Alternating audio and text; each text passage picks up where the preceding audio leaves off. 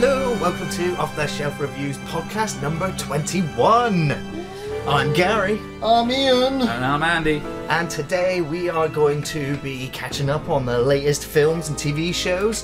The theme of this podcast is going to be on Red Dwarf. And of course in the third section, we'll be answering your questions. Yeah, Gary, it's good to have you back. I know. Where the fuck have you been? I have been away. I have been working. I've been a slave to the machine. I've been machine. that is right, and I got news. I have news. News? I've missed like the last three, I think, news segments of the podcast. I'm so glad that the notes will be read. Yes, I did a good job. I controlled it fairly. You know, You did a job. Yeah, I'm glad. I'm job. glad you did good, Ian. And people said the podcast would be getting better and better, and I was like, I'll get later and later. And, Yes, boss, I will take those extra shifts. Found the cat. I don't know if I've ever covered that, but yeah, the cat that went missing, we did find the cat. Cat turned up. Cat safe and sound. That's deep cuts, man. Good callback. She actually made it all the way back to his mum's house. Pretty much. It was very close. It travelled miles. And if I remember rightly, I've been told that when cats are lost, they will try and find their way back, but they search in circles. They, like, spiralling outwards. Concentric circles. Wow. Yes, getting ever wider and wider.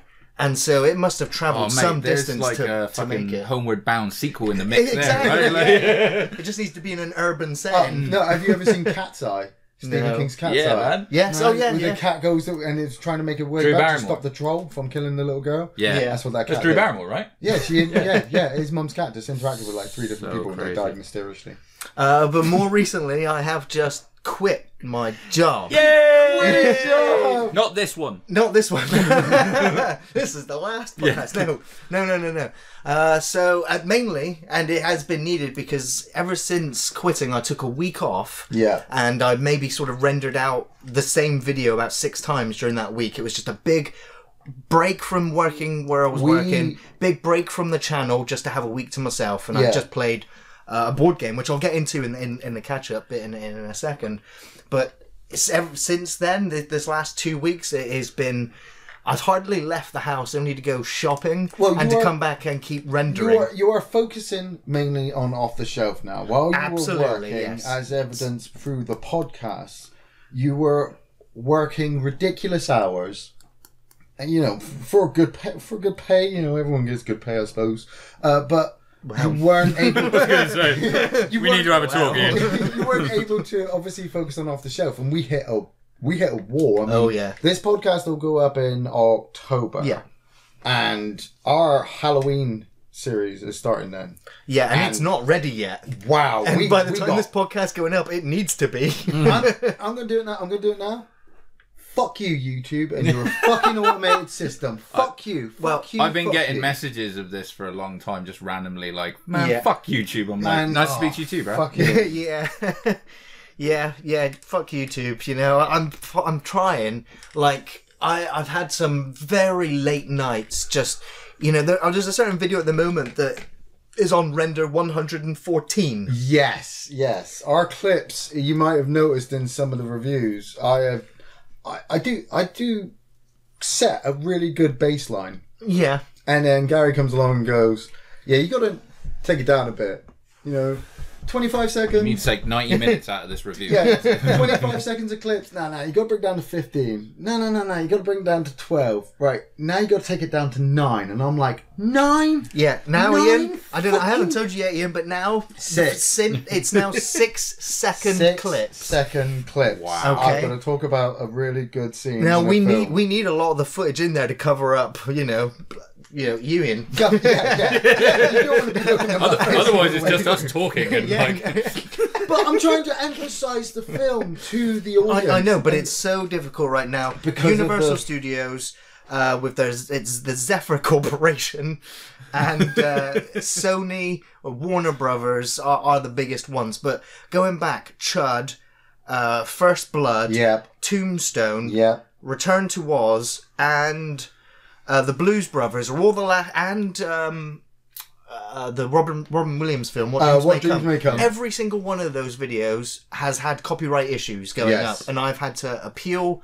the claims, the takedowns. Like, You text me first thing in the morning when Blues Brothers went up. 7 in the morning. I didn't get to bed until sometime that morning because that was when the video was then uploaded and it cleared copyright on its 111th render. Yeah.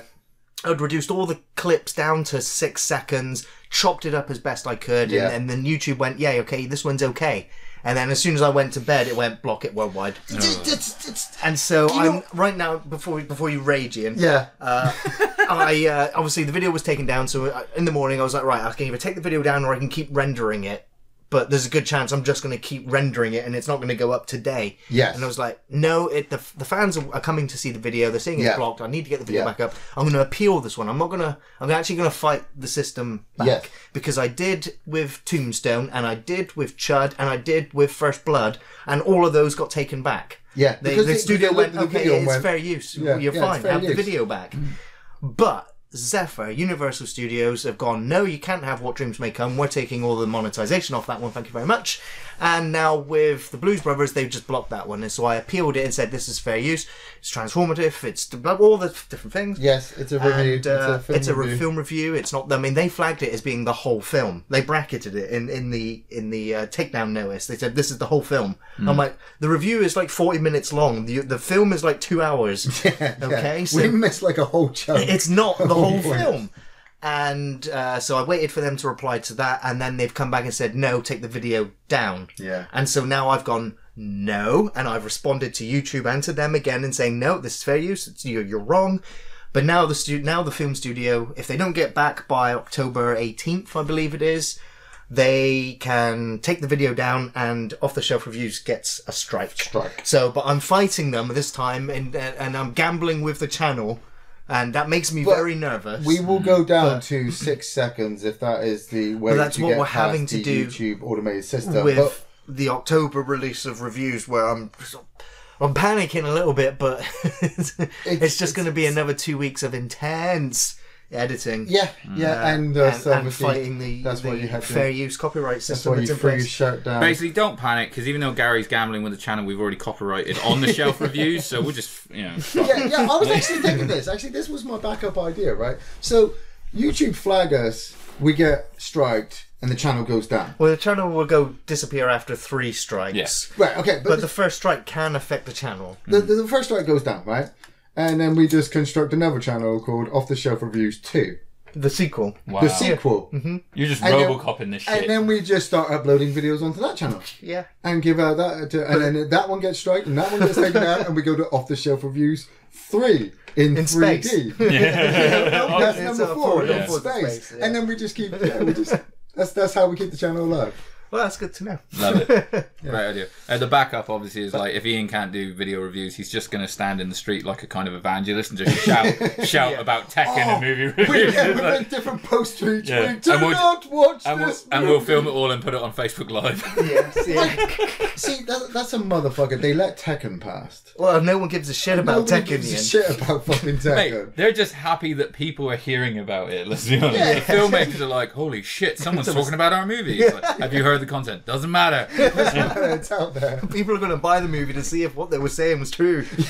That's not a bad tactic. Yeah. Let's face it, Think of it like back in the day. If something like a video used to get banned, like Video Nasties, you might watch it. Why did it get banned? Because it's shit. Universal need to hire me. Fox need to hire me. They need to all pay me to just watch their films. Just send me their film every week and I'll just watch it. Yeah, but they'd still hit the channel with copyright notices. Oh, totally. But then, you just do it.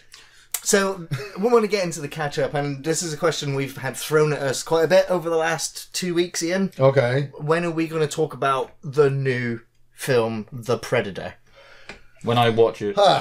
Now, I've seen it, and... I wikied it. I guess you would. I'm going to see it in a couple of weeks. A bunch of us from work are going, because we have free tickets. That's which was literally my kind of like, you know what, if I'm ever going to find a reason to watch it, it's for free. I had that chance and I was like, no. Somebody's gone back on some of our earlier reviews and said that we were right in our predictions for the film. Really? I called it. As soon as they stuck that little kid in the movie, I was like, I'm done. You've got a kid in the Predator movie. I'm assuming the Predator's not going to rip his head out of the back of it. Devil's Advocate, there was a kid in Aliens. Yes, and that is my biggest gripe Didn't with the Alien revisiting for Aliens. Spoilers. No spoilers, yeah. But my review for The Predator was that it was a painful experience to watch. Yeah. They fucked it up. This is our what reaction to the it. fuck were they thinking? Right. Seriously. Okay, I haven't seen the film, but I read something today, and I've also already wikied the movie. So I want to just explain it. At the beginning of the movie, a Predator ship crash lands on Earth, yes? For no reason. Do you not see it in the movie? You don't see any reason. Crash. Right, you only see it crash at the start of the movie. Yeah. It doesn't. And then it there's wipes no out a flashback. military group. Are there any flashbacks? No. There's no alien on board. Because- There's no Right, because I read Oh, some... Civil War wanted on the Predator ship. I so want it to be the Predator's just driving a bottle of Jack in his hand, and he just im- fucking crashes like I drunkenly. can only imagine that while it was escaping on this mission that it was putting itself on, it Yeah. was being shot at, and so That by was the the- time it got to Earth, it crashed. That was the explanation I read about it today. Now, I'd waited to wiki this movie. I always wiki my movies. I know, we know, yeah, we know. You know, I get a feeling for a movie So before proud. I've even seen it, before it's even come out, before anybody's even talking about it. When I saw The Predator, I was waiting and I was waiting. That movie came out, and for 2 days before I was searching Wikipedia, nothing. 2 days after Yeah. I was searching Wikipedia, there was no plot. Nobody wanted to write it in. Talking about it. No So one when it does. finally hit, before Gary said about wanting to go see it, I read the beginning. Predator ship crash lands on Earth. And I kind of stopped and I was like, Why? why? You know, the one in Alien versus Predator crashed because the xenomorph It sounds like it's the pitch meeting where they're sort of like, so basically a Predator ship's going to crash on Earth, and the executive is like, well, I'm sure you'll figure out the details when we get to the movie. And it's like, turns out, no, that was the whole pitch. they just threw it out there and I'm like, But they just needed to get to a point where they had a Predator in a lab. right, how are we doing this? Are we going spoilers? Because I do want to talk about Well, I something. mean, I know you- I haven't seen it, but, Right. you know. Hybridization. I mean, okay, yeah, I mean, we've seen the trailers, so obviously we're aware. There And are- I've heard synopsis There's a and stuff, lot so... of stuff in the trailer and in the stills that came out before the film did that's not in the film after they reshot the ending and the whole end of the film. Oh, do you know? I was about to ask you if that was like, it was a kind of red herring There thing. are or it's characters not, it's in obviously like if because they you changed it. remember Predator, you can pretty much remember how distinctly how every single one of those characters dies Yeah, in yes. that film. I'm Predator. In all of them. Carl Weathers actually. had 3 arms. Yeah, now in The Predator, there are characters that you've followed throughout the film that die in less than a split second. It's literally the shots there for less than a second. Like of the a black character dude dying. in the in Predators. I was gonna he walks say into the it. village like, "Hey, everybody, what about?" You know, There's a guy who puts on the Predator shoulder cannon, and in that No. split second, he looks to the left, and the shoulder cannon follows and blasts his head off. Okay, that's But actually it quite bad. happens in less than a wait, second, is and he then wearing the helmet? I can't remember. I don't think he's wearing the helmet. No, but because it's a head explosion, it Because just cuts. Maybe it's like It's a just lawgiver gone. in Judge Dredd. It knew it wasn't a predator, so it was like a safety function. As soon as you start to think and question anything Yeah, in the film, that's you what I'm just feeling. you start you. It brought on the Resident Evil headache I had by the time we got to the final chapter, So- where my brain was hurting. So the human Trying to element in the Predator is fucking shit, shall we say? The Predator moment. Thomas I haven't Jane seen it. Yeah, Thomas Jane is badass. Thomas Jane, I like in almost everything. Yeah, yeah. He saves bad movies. He was a good Predator. He was a good but Punisher. you know, I didn't know Thomas Jane was in this fucking No, neither movie. did I. yeah, And then he's I He's read not in the fucking trailers. he should have been the main character. He would have made the Yeah. film better. Gary's, Andy's got a shock face. But then, I had but no the idea thing he is, was in the if movie. often or not, if you put Thomas Jane on the front, that film's going to bomb Yeah. because he doesn't usually come out with big hitters, does he? So I think they kept him hidden in Yeah. the film. But he was one of my favorite characters. He has Tourette's in the film, but Class. because the film feels like it was written by 8-year-olds, all of the Tourette's is just swear words. So, like, what is the rating as well on it? Now that was the confusing thing as well, is that the makers were like, "This is R-rated, it's going to be," and then working in the cinema, we saw the popcorn tubs coming out, Yeah. and I was like, "That's for everyone. Like we give these popcorn tubs out to family and kids." Yeah, for the Dylan- movie. Dylan really wants to see the Predator, Exactly. and I'm like, Exactly. No, because it's scary. It's like, no, it's shit. So in America, I believe it was an R or it's an 18, Right. And in the UK, I believe it was a 12A.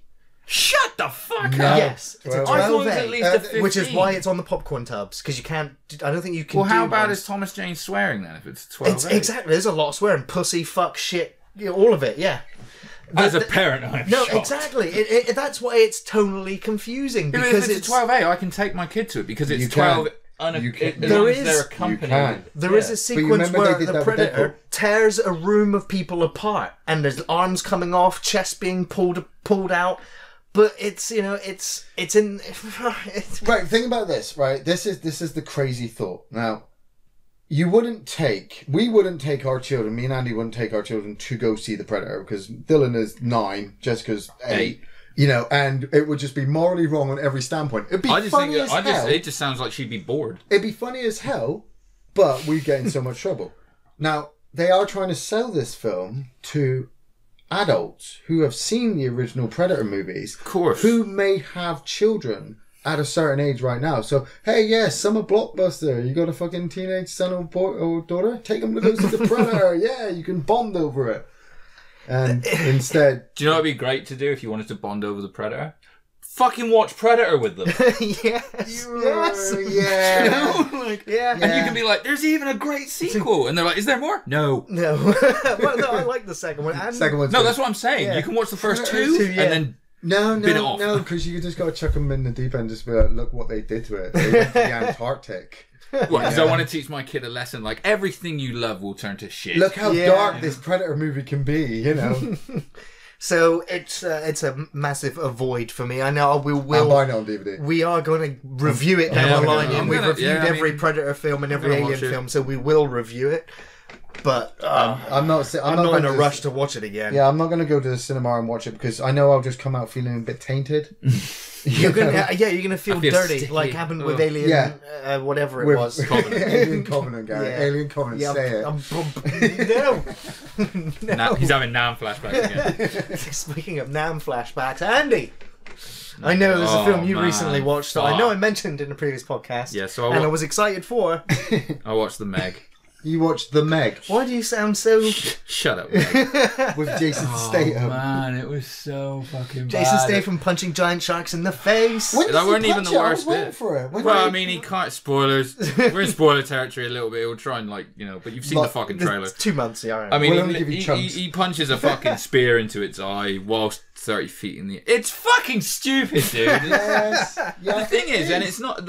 as a fan of the book, and I mean, like I said, I've read the book when I was 14, 15. It's an old book and stuff, and they basically took from the book the title. Statham is called Jonas. Yeah, and it's World War Z all over again. That's about it, man. World War Z. Right now, you know how it feels when I say World War Z is a shit film, and you're like, "Oh, it's not too bad." I never said that. It's a shocking film. It's a fucking terrible movie. I still enjoy that. For you. But I also enjoyed parts of The Meg. Honestly, man, seriously though, alright, if you take it, I'd rather watch Deep Blue Sea again. Big CGI sharks are cool and all right, but is that not the worst fucking script you've ever? Yes, it was. I expected more when I saw the cast. This is a fucking spoiler, but there's a point. Obviously, the fucking Meg is running rampant along the ocean. And so that, the guys at the facility, they're trying to keep it under wraps, obviously, trying to deal with it in-house like you would. And so they go out after it. And the first thing they come across is a bunch of wrecked boats. On these boats are sharks that are dead, missing their fins, which is a thing, and it's an illegal practice where they cut the fins off the sharks. The Chinese love the fin soup. Fin soup, yeah. I mean, that's one thing, you're kind of that's a coincidence. Maybe there was a lot of blood in the water or something. But the fucking... The head researcher actually drops a line akin... This isn't verbatim, but drops a line akin to basically it took its revenge. Yeah. And I was like, killed all the crew. Are you fucking telling me that someone wrote that down in a script and was like, I'm totally happy with that? It destroyed all the boats. Oh my God. All the guys, left all the dead sharks. Its first agenda is you motherfuckers taking their fins. Off, it's personal. But it's close enough for them to go, oh look, he's over there. And he starts swimming towards him, and I'm like, why are we not shooting it? Apart from the plot holes that you can drive fucking Mack trucks through. Yeah. Another thing I will say right now, I actually have a scuba diving qualification. Okay, I've had it since I was 16. Never done a lot with it, but I fucking have. I'm trained, is what I'm saying. Okay, the fucking descent that Jason Statham does in that sub. Yeah. To the my ears. Absolute, he's like, yeah. I'm alright. I've popped my ears when diving to around 18 meters or something, and it'll sort it out, and it'll regulate the pressure in your ears. at the depths of the Mariana Trench, I don't think that would have cut it. There's a rage inside you towards this Oh movie, my isn't god! there? I was There's- like, honestly, I mean, I lost teeth because I fucking chewed them out of my own fucking head. So if I was to show you that none of that matters because, you know, he's this deep sea diver who, you know, lost 2 of his buddies on a submarine that got destroyed by something. You mean when he that shouldn't made even the be there. absolute perfect, most logical, right fucking decision in a split second, and for some reason was ostracised for it? Isn't that? But that's the condensed version from the book, isn't it? Nope. There's a point at the start where people die, and then it crosses. Oh, okay, all right. If you I mean, sorry. When you said condensed, you weren't fucking kidding. But I'm really, I'm not fucking kidding. Like I said, I never read the books. I wikid it because everyone was talking about the Meg being. He's not turned as into a disgraced as Jason Statham is in this, but essentially it is a deep sea diver who claims he saw the Meg X amount of years ago, and obviously no one believes him. Yeah. No one drops the fucking line of Jonas was right. Like, fucking Jason. you Statham, weren't when he married you. Jason Statham manages to save all these people at the cost of 2 of his mates, and then something hits the submarine and makes it explode. And you're now supposed to just buy The submarine that wasn't under the layer that we're told is where the Meg Megs lives. Yeah. But it popped out to the shops that day, but then decided for some reason to go back. to go back. And if someone tells me that it was another Meg that died in the explosion, fuck off and double fuck off, because there is that does not play. But Jason Statham now is obviously, you know, he's fired. You know, nobody wants to dive with him. He doesn't even want to go in the water anymore. But it all just seems to be down by the doctor. The doctor's just like, I don't believe him, so none of the rest of you should. Oh, fucking Jurgen the Doctor, yeah. Yeah, Like, and now he's going to fuck off the Thailand. They need to set up a phony antagonist for the film. So you can't just argue with a shark for 90 minutes, guys. We need a fucking German doctor in there. you've got to have characters that you want to see be eaten by the shark. It's not. It's a fun film if you just like shark films. Like Gary likes Sharknado movies. No, I like the first one. Watch I it like by the first skipping one. through every fucking scene without the shark in it. Yeah. Skip every scene that's not. If you're like, there's no fin, fuck it, skip it. When I saw that fucking Ruby, what's her face was Rose. in it. Ruby Rose was in believe. it. I was like, this film's gonna be bad. I really like her. You know, though. working in the cinema, I was genuinely fascinated by the audience, because obviously I'd have to walk in and do screen checks. Yeah. And just basically check on the audience, make sure no one's chucking stuff, making noise on their phones or recording the film. No one's recording that film, Gary. Well, You're pirate surprised. leaks of it ended up on the net from somewhere, but yeah, obviously it does happen. The cinema I worked in has caught pirate thefts with cameras before. Yeah. Really? So you know, you got to go in there and check that everything's running, make sure the film's running. But yeah, I walked in on the sequence where Statham is basically on a pulley, and he's basically swam out to do something He's to just swimming sedate the shark, essentially, or to Yeah. tag the Didn't shark. we see this in Speed? Didn't Keanu Reeves do the same fucking thing in Speed, where he like goes under on the trolley? Yeah. Oh yeah.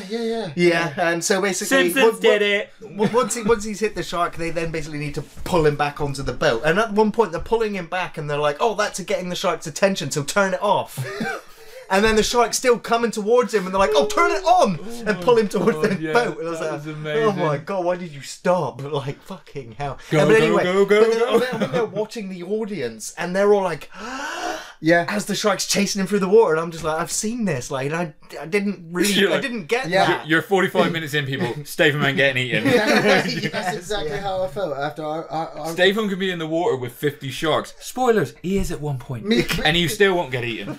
me, Linda, and Dylan went and saw it, and Dylan halfway through was absolutely terrified. And I'm Okay, like, that's good. acceptable. And I'm yeah. watching the film, and as the film's going on, I'm thinking, I'm getting dumber by the second. But I'm looking down at Dylan, and I'm like, he's loving enjoying this it. though. Yeah. But when we came out, when we came out, I was like, what did you think? He was like, yeah, the shark was good. That was it. Yeah. We're right, And yeah. that is all that You know, there weren't any major action sequences I'll that say he as well. liked. Yeah, the shark looked fucking The- great. yeah. You know. But it was just used so stupidly. Yes, And the it human was. element again was and it wasn't on screen enough. I did love the moment where it comes up and bites the glass where the girl has stood, and it gives you a whole perspective size thing at the fucking place when they go to the fucking beach. That little girl was the best actor in that fucking movie. She was good. Yeah, she was good. I was also really disappointed with the beach sequence. It's like Piranha. You know, it's like this is the main course. This is where lots of people get eaten. That fat kid who's floating in the water.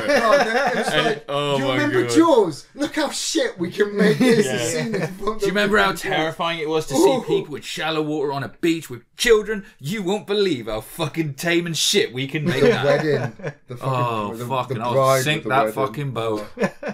Take her first. Oh my god. What's next? Sorry, let's talk about something that was good. Because I do want to get into the new segment as well, so I'm just going to quickly run through some of the other things that I have seen. I saw Isle of Dogs, which was Wes Anderson's latest film. Absolutely loved it. I love all of his movies. Again, it was just another Wes Anderson movie. So if you're a fan of his, you're going to love Isle of Dogs as well. Cool. Ready Player One. You guys seen that one? I've still not watched it. Oh man, you haven't watched it? No, oh man, I watched it and then I watched it again and then I watched it a third time. I need to the Blu-ray the I'm other day. afraid to watch it a fourth time because I'll just be like, I just get the tissues out, and there's this. Because you're crying, right? Yeah, all right. The film is beautiful. I love that film. Cool. I thought it was very average. I thought it was a run-of-the-mill standard summer blockbuster movie. But the story is fucking bullshit. Don't get me started on the fucking story to Ready Player One. The graphics, the animation, the special effects are amazing. The background stuff, the just the whole Oasis. I could just stop and pause and go and through look at all and the just things. Look at all the background and be like, oh look, Battletoads. Oh look, it's fucking a T-Rex. Oh look, there's. It's kind of like when... Dude, you had me at Battletoads. Yeah, you know when Wreck-It Ralph walks out into the game and you start spotting all this stuff. That's Sonic. Just like that. But it seems like that is its selling point. And it's like, you could just... that's how the trailer sold you on that, didn't it? Because you're watching it and you're like, that was the fucking DeLorean. It's another book. It's another book converted and having to be squished down in 2 hours. And so it was entertaining. It was fine. It didn't upset me. It was just forgettable, I suppose, at the end of the day. A nice reminder of things I loved. Cool. Told you he's dead inside. No, I don't know if I've mentioned this yet. Rampage.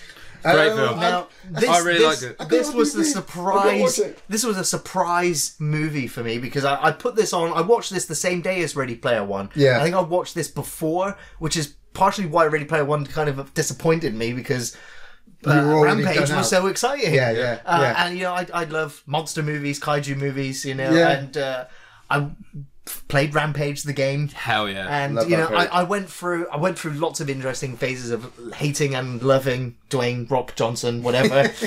And he's the fucking Rock, mate. You cannot hate the fucking Rock. Well, of course I hated the Rock because I was a big fan of Triple H, and I hated all of the Rock winning all the time. Gary was the dude that started the Die Rocky Die chant. Yeah, exactly.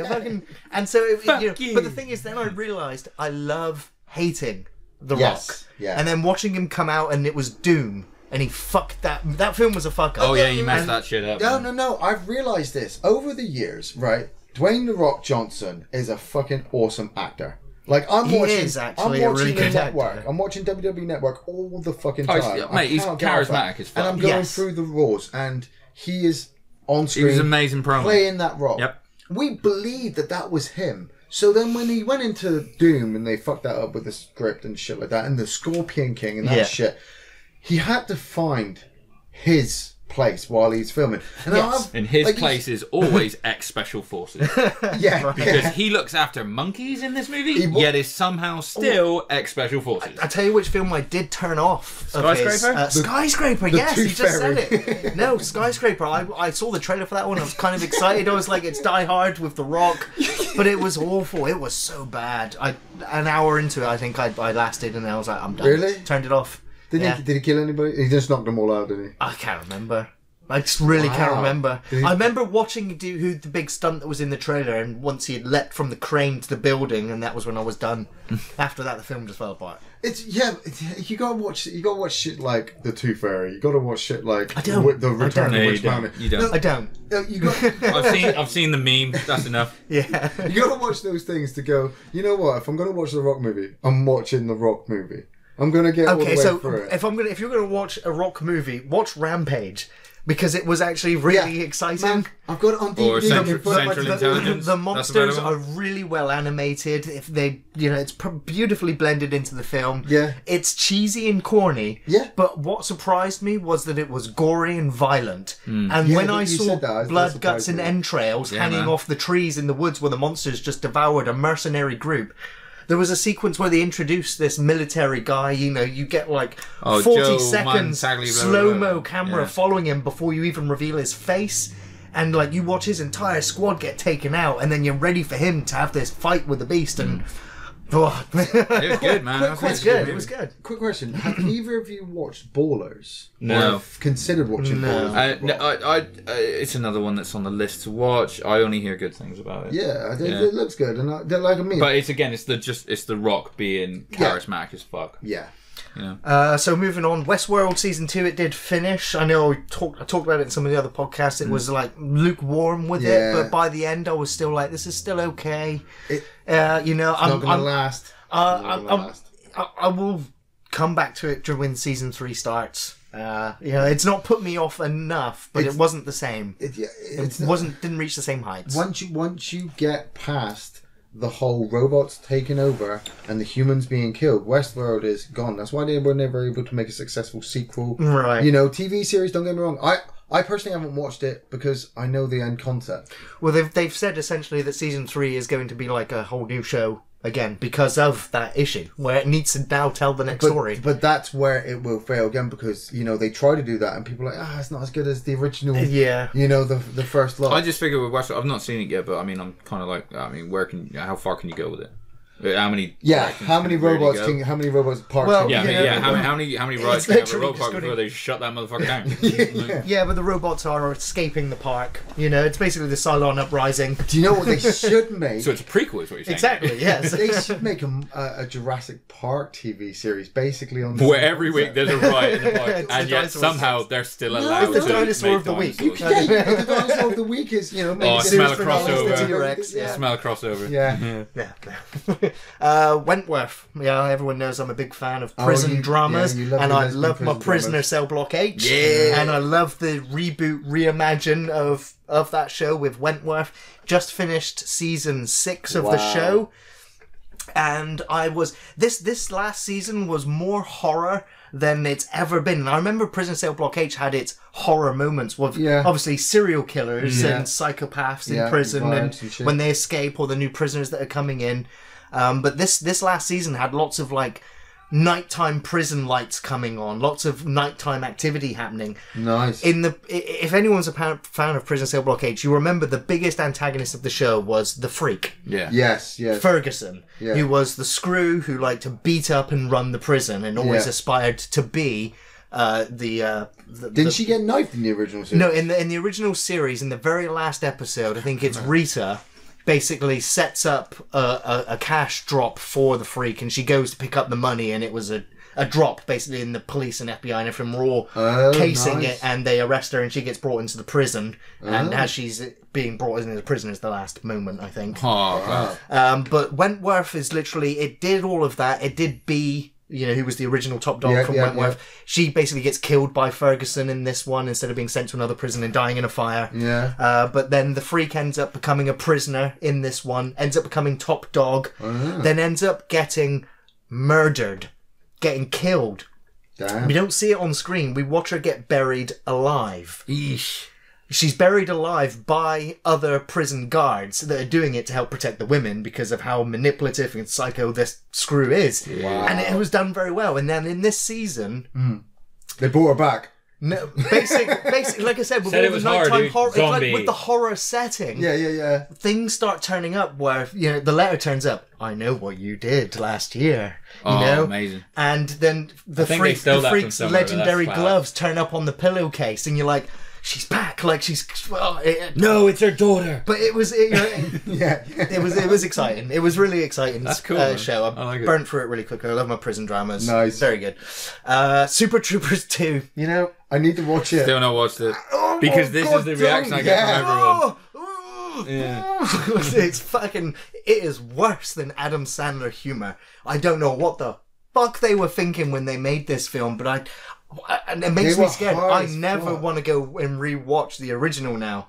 Because of how good it was. Because of how good I remember that one being, how funny I found that one compared to this one. Yeah, I was afraid of I was afraid of this, but at the same time, I'm what are they? Fucking Camp Dread? They go to a Canadian... Broken Lizard. That's their group. And that's how I always approach their stuff, is that it's not a film. It's a Broken Lizard movie. These guys got together and they've got some money and they are making a film, so I'm just going to go with it. Like, I saw Super Troopers, it was fucking awesome. And then I went and watched Camp Dread.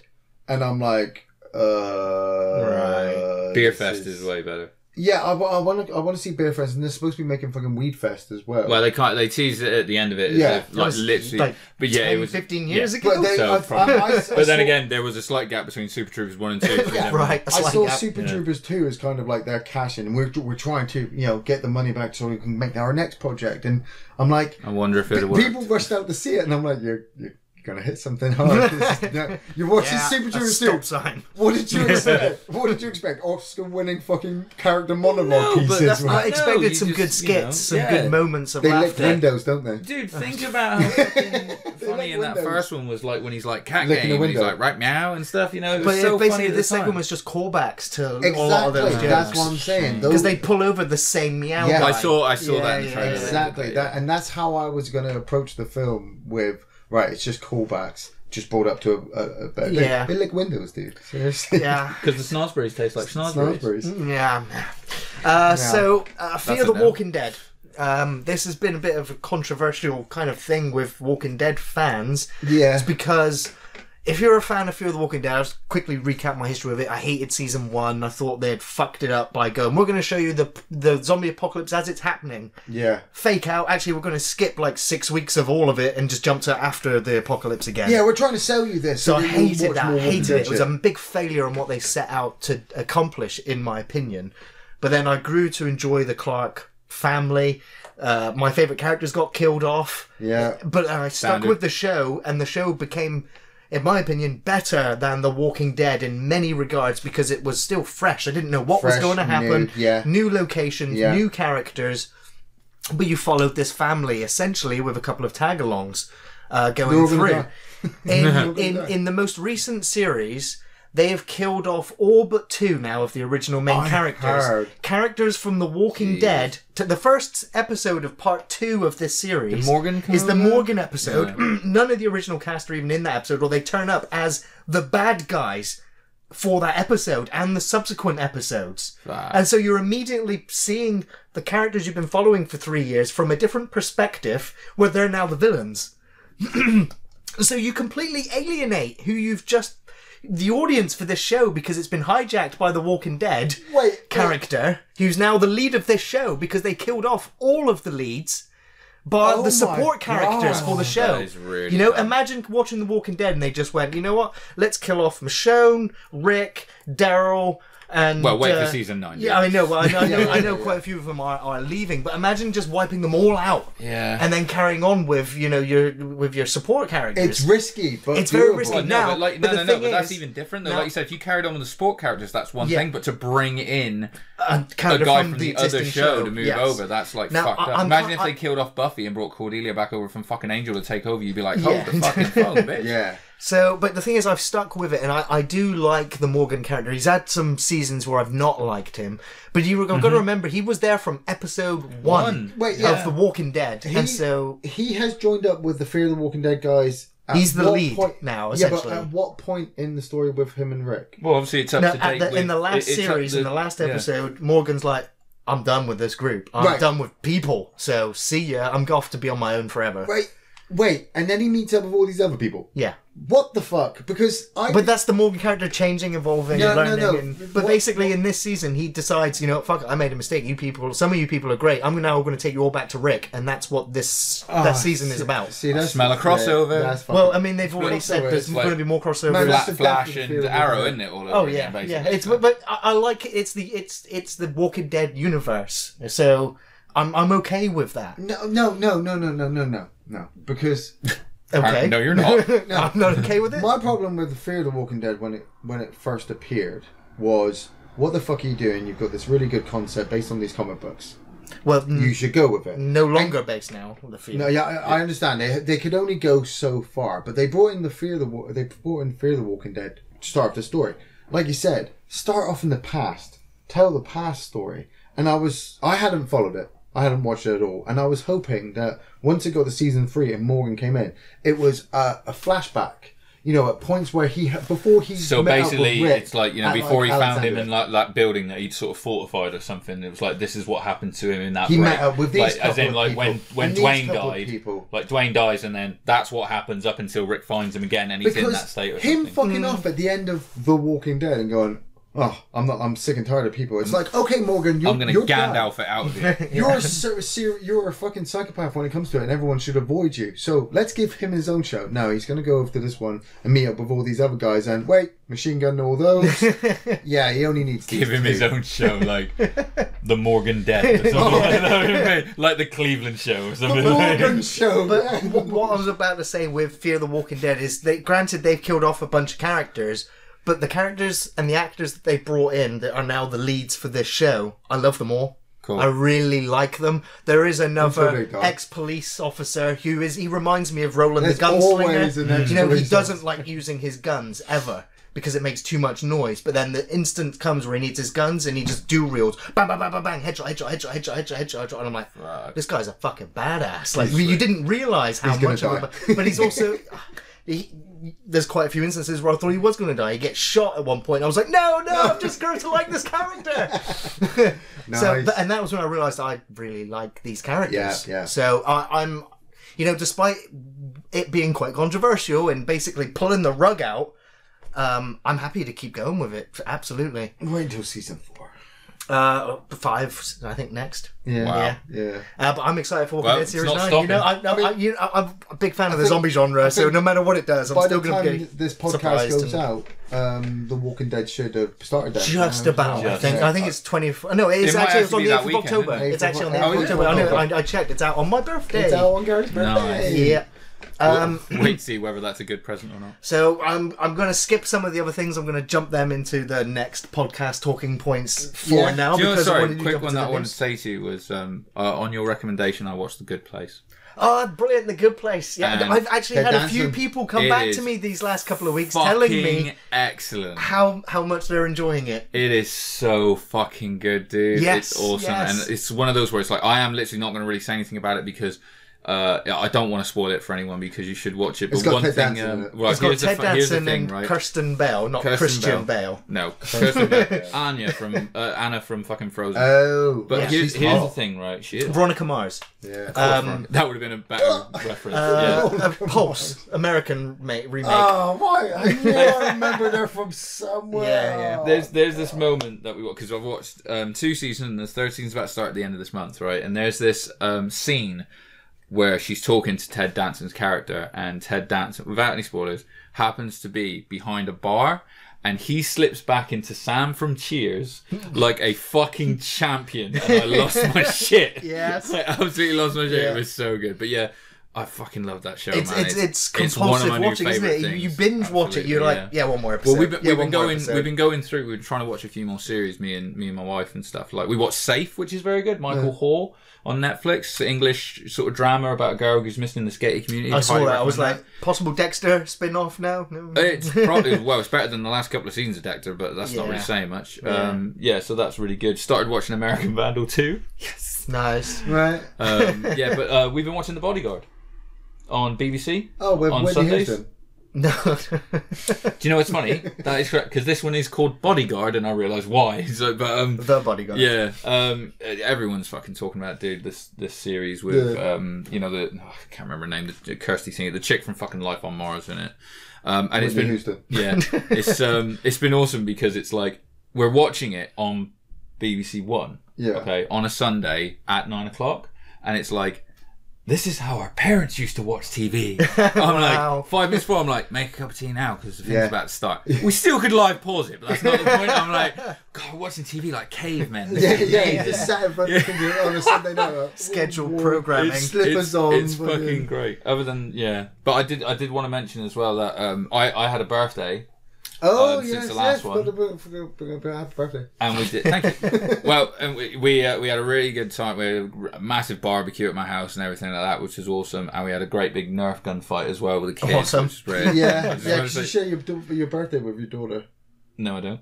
Well, she's the week after. You were sharing. But we were doing. Yeah. Oh, right. Okay. Yeah. We did a kind of joint thing. So yeah, it was totally for the kids. Have you opened your present yet? I've opened my present. Thank you. How far have you gone? Thank you and fuck you, by the way. It is detrimental to my health and to any progress I make in the gym. Ian gives me this fucking huge box, and I'm running around like doing the hosting, and I'm firing up the barbecue and shit and everything, and getting everything done. And I've not opened a single present or a card or anything. And I was like, "Thanks, man. I'm just gonna put it down and do this." He's like, "No, you need to open this." And it's this huge fucking box. What the fuck? So I open it.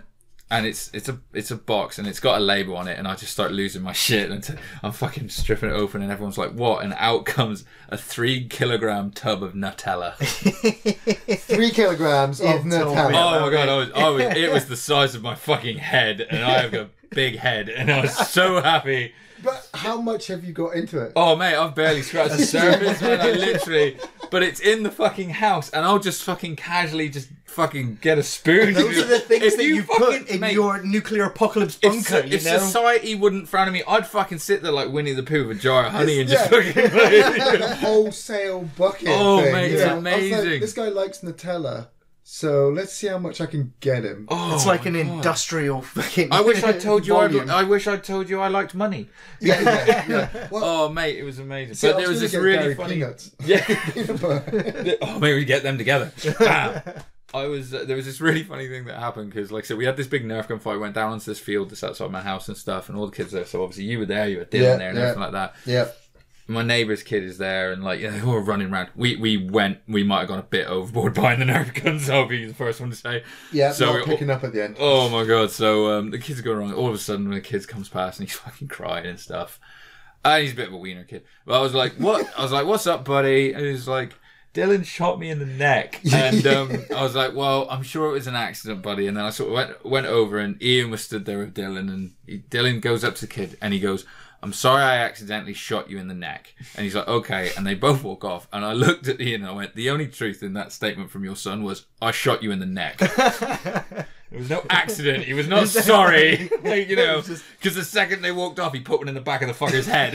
You know?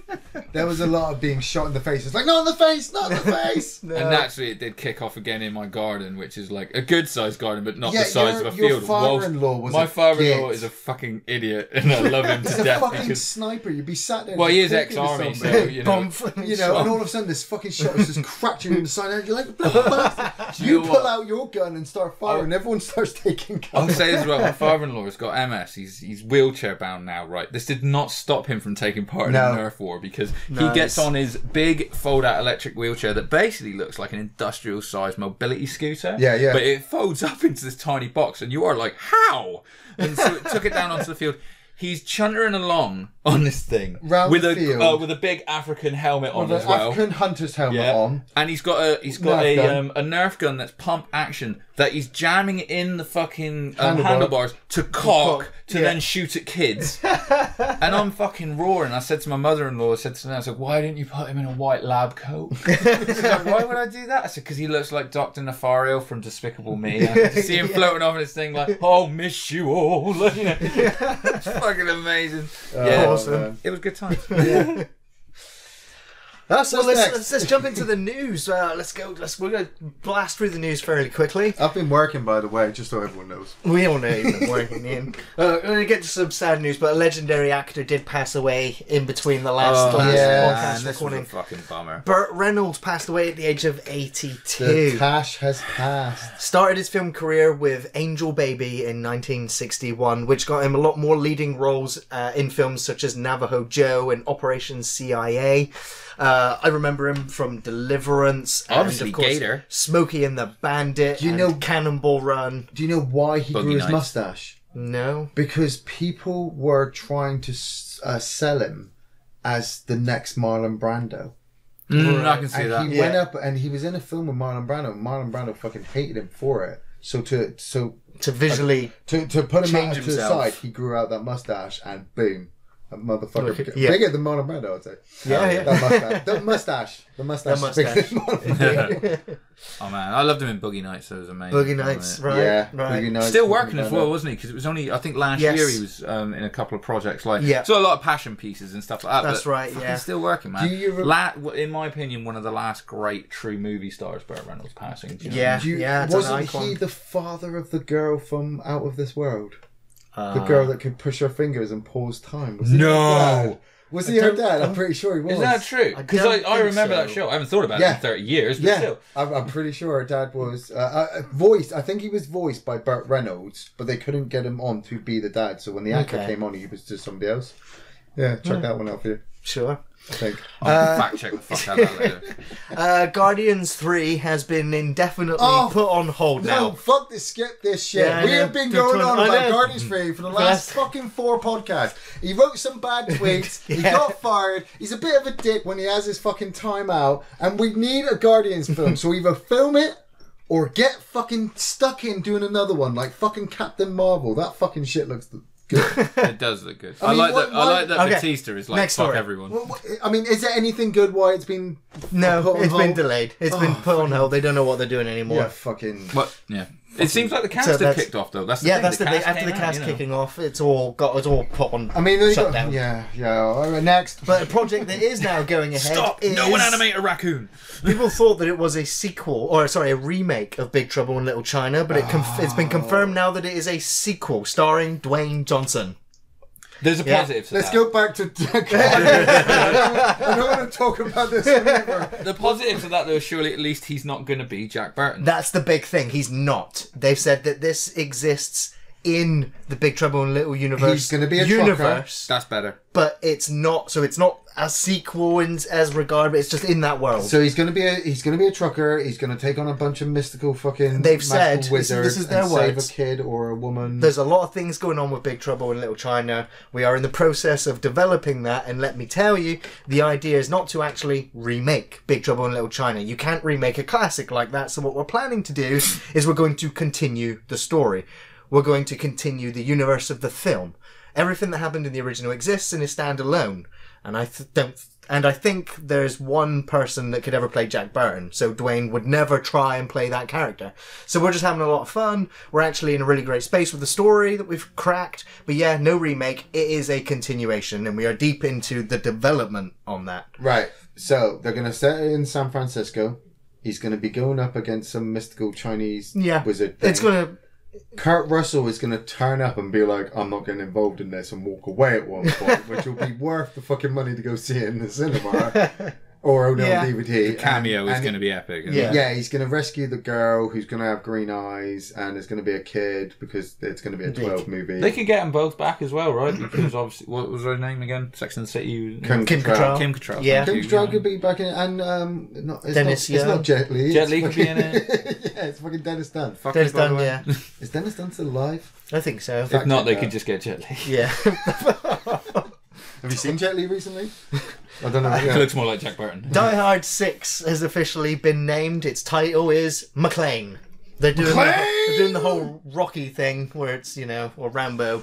They're just titling his film, his name. Just stop doing this. Originally, it was going to be called Die Hard Year 1, and that's because basically the film is going to consist of a lot of flashbacks as there's a young actor playing a 20-year-old John McClane. Because they haven't got the Disney money to youth them like they are with Sam Jackson in fucking Captain Marvel. Right. It's like, shit. Yeah, it was down to Sam Jackson or Bruce Willis, and they fought, and Sam Jackson beat him. So they've had to change the complete film. Bruce Willis is like, motherfucker. Next bit of news is the first pictures of the new Joker. Oh yeah, I saw this last night where they had the actual clip. Yeah, what do you think? I fucking really liked it. I don't like it. I mean, the was it Arthur Fleck? Yes. Yeah, really? Is this what we're doing? Yeah. Okay. Do you know what? I like the picture of him stood there just as a guy. And like, forget the look. It's just the fact that they were like, no fucking about. This is an origin movie. He's not right. And everyone said about when he changed into the makeup and sort of people, that makeup looks shit. That's not the fucking final Joker makeup. You assholes! Come on. But as an origin movie, right? He is going to have to go through this whole entire movie with no influence from Batman. No. For Batman to turn up at the end because why?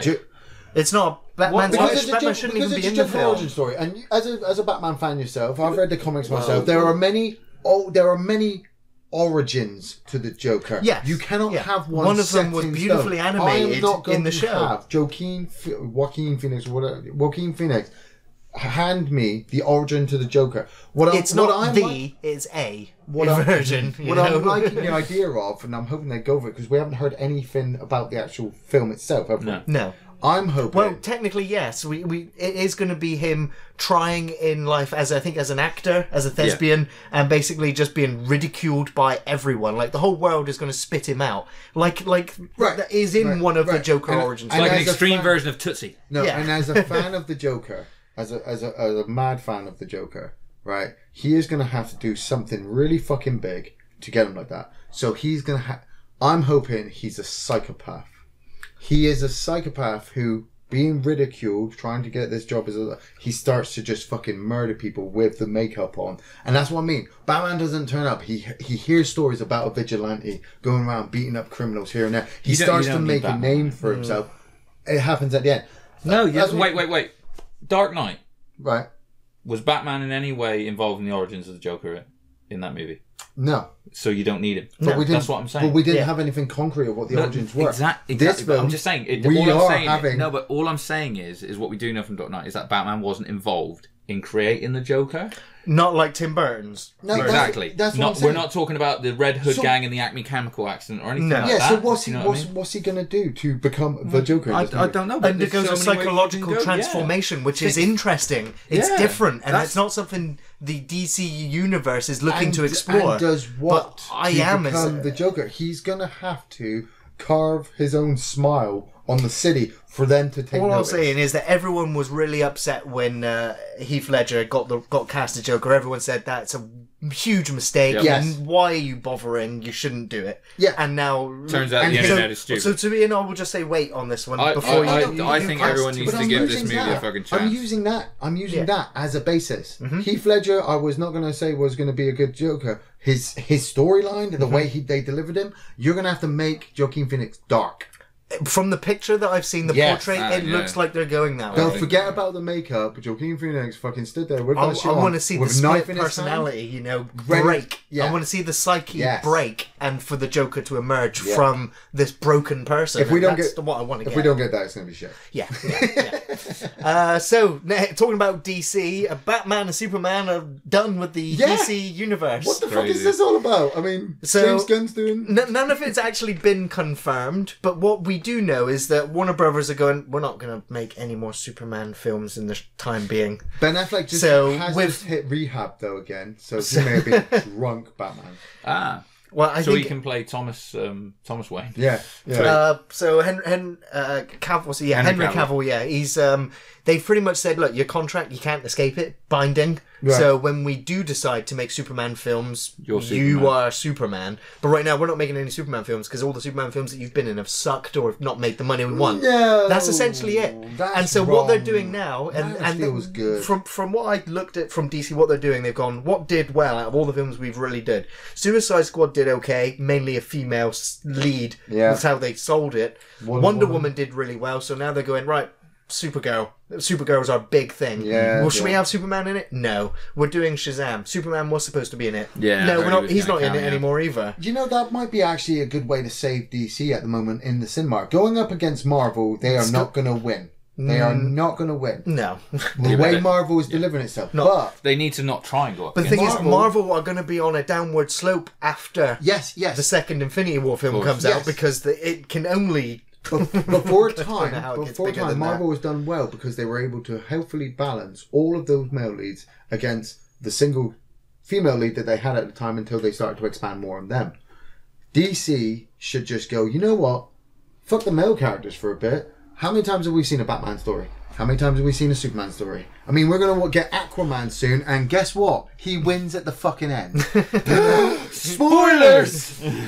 Get on the girl stuff. Get more Wonder Woman out. Get more Supergirl out. We got Batwoman coming. Get Black Captain Canary. Marvel coming from Marvel. What were the three? You had Catwoman. You had Sirens, Gotham City Huntress. Sirens. You should get Huntress. Yeah, just get all those female leads out, and all of a sudden the money will start rolling in because people.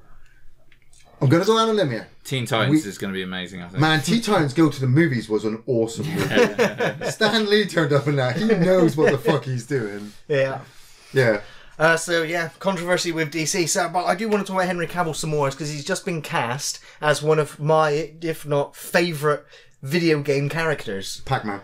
No, Henry Cavill's not playing Pac-Man. He is going to be playing Geralt of Rivia from the Witcher series. Netflix are making a Witcher TV series, and they have their Witcher. Now I'm okay to follow it. I'm okay with the guy from Hellraiser is now Geralt. Yeah, I could never get behind the combat in the game. I absolutely love the universe that it's set in. Yeah, but there's been a bit of controversy now with the casting of just everything. Like there's been a bit of controversy with Ciri, who is sort of the Witcher's surrogate. His surrogate daughter. Yeah, it's no that's Siri. This is Siri. Okay. Yeah. Okay.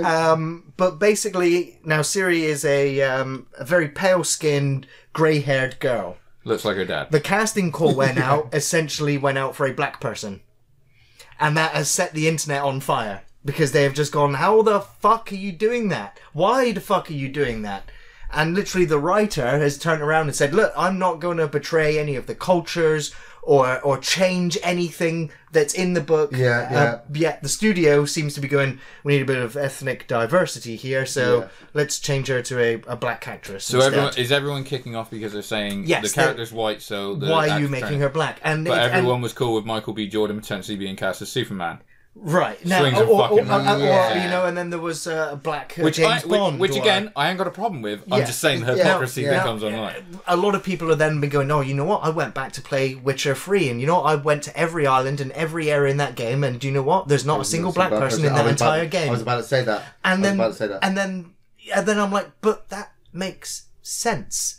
The location that it's set in, the time frame that it's set in. Dude, it makes sense. But you've got to make money from it. And when you start selling things to people on the internet, they go crazy. Remember when there were too many black people in Resident Evil 4 and we weren't allowed to shoot them, so they had to put a bunch of Hispanics in? Exactly. Yeah. It's like, what?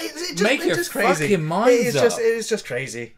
But it's it's like this is Is Slavic mythology? Yeah. And in Slavic mythology, there is no black people. They're Aryan, essentially. It'd be like if you made an Egyptian mythology movie and filled it with loads of white actors. Yes, you would be a little bit upset. It would be Gods of Egypt, surely. Oh, exactly. That's why we've never got a Roots remake. You know, because controversy. Yeah, because controversy. Somebody somewhere. Someone will come out on a Roots remake and go, they were depicted as slaves. Somebody somewhere sits there in their room, looks at this idea that they're being sold, and goes, "Actually, love the idea. Want to give you 50 million to make it. Just want to change one thing." And when you change that one thing in what respectively people believe is a simple work of art. Can Batman be a dog? You know, that's it. It's a pretty big fucking change, dude. Everyone goes, there is a black dog. Yeah. There is a black dog. You know, if somebody goes, right, I bought the Mona Lisa and I'm thinking about giving her a mustache, everyone goes, what the fuck? Yeah, but I bought it and it's not like Van Gogh's going to fucking moan about it or anything. Just stick a black kid in there. Give him a black sidekick. Are we going to let that one go? Are we going to let that Van go? Give him a shovel. Give him a Chinese shop owner and a fucking Italian pizza owner. Give Garrett a big sword and a big fucking troll to cut the arm. Nobody will care once he's killing the shit out of monsters and there are titties all over the screen. Because that's all I got from The Witcher. Van Gogh will have nothing to say about the Mona Lisa. Shut the fuck up. Was it Van Gogh? Or was it fucking, Beethoven?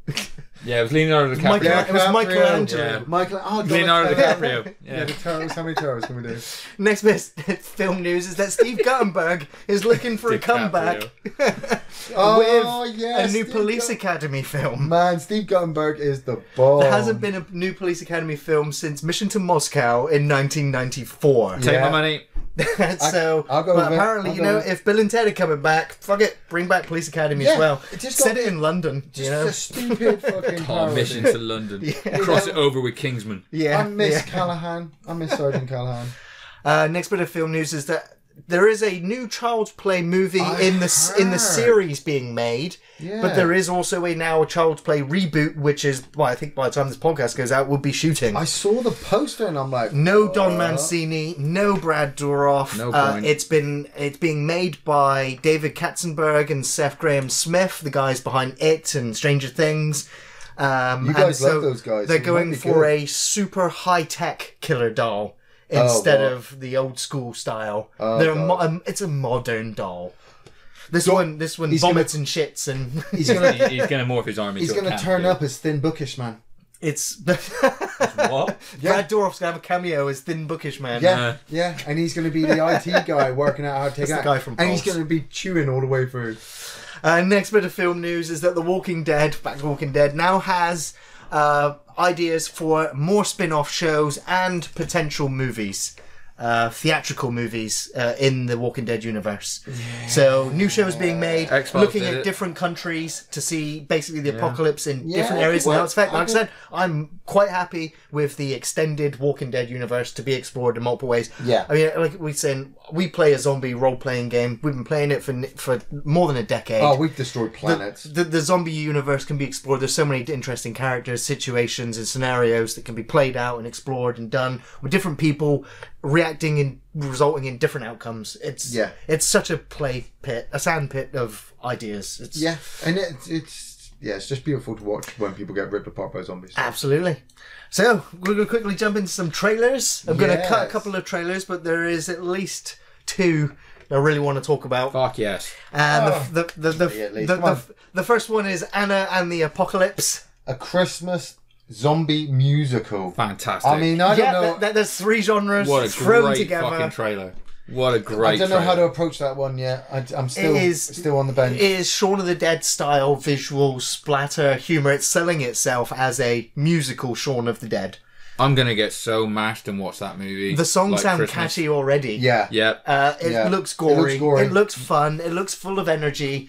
It looks like your alternate Christmas movie of the year. I have that tradition where I always do the same thing at Christmas. I go to the cinema on my own, get centered, and go watch a movie. It's normally Star Wars, but they ain't doing that at Christmas. It's next Christmas now. It's now Anna the Apocalypse for Christmas. Thank you. Absolutely, yeah. Iain, I know there's a trailer you want to talk about. Yeah, I got to talk about Camp Death 3 in 2D. Amazing. What happened to Camp Death 1 and 2? I don't know. We've been getting hits from messages from the director of this film asking us to review his film. It's making the script. Well, by the time the podcast going to film goes festivals, out, it will be at film festivals and probably you'll probably catch it online. I think so. Yeah. And I loved the fucking trailer.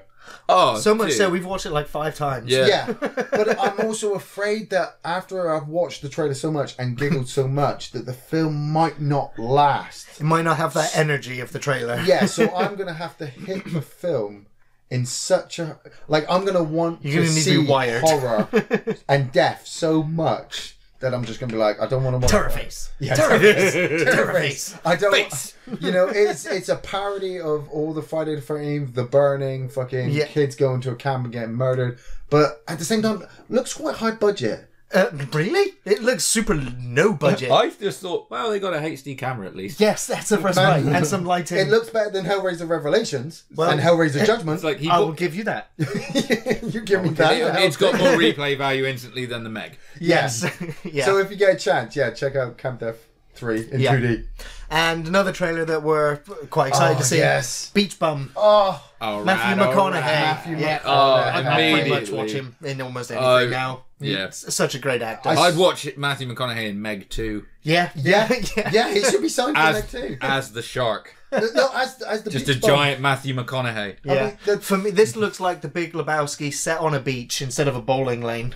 So I'm sold. The trailer, it's like a prequel to Captain Ron. The trailer Ron. looks so positive and he's having so much fun. I'm predicting that he's going to go through some dark, I was literally at some point in the trailer waiting for when did the Colombian drug lords show up to fuck his day up? But they don't. He go through the whole trailer going, that just looks like 90 minutes of a really good time. Yeah, he's having the time of his life writing poetry. Yeah. Just as things are just going to happen to him, he's just going to go with the flow, and it's going to be one of those I want to go do that. Sit around being shredded and baked and love shit is going to happen. Yeah. He has come a long way from Texas Chainsaw Massacre: The Next Generation. He really has. Yeah, he really has. He was in all those chick flicky movies for so long, but now he's actually in lots of films I want to watch. It's after he did True Detective. After True Detective, that was man, was he amazing in True Detective, right? Yeah. That was when I went, holy shit, this guy is amazing. Yeah. I caught a bit of Colin Farrell in True Detective, and I'm like, it's this show. If you give that show, I've not actually bothered going back after the first season. I didn't watch it. I started it and didn't get into it. I got to admit, but you're right. Colin Farrell was good in it. Yeah, cool. The story, I just didn't think the overall story was. No. Well, that's going to bring us to the end of the first part of the podcast. We'll be back with part 2, talking about Red Dwarf. Red Dwarf! Yes!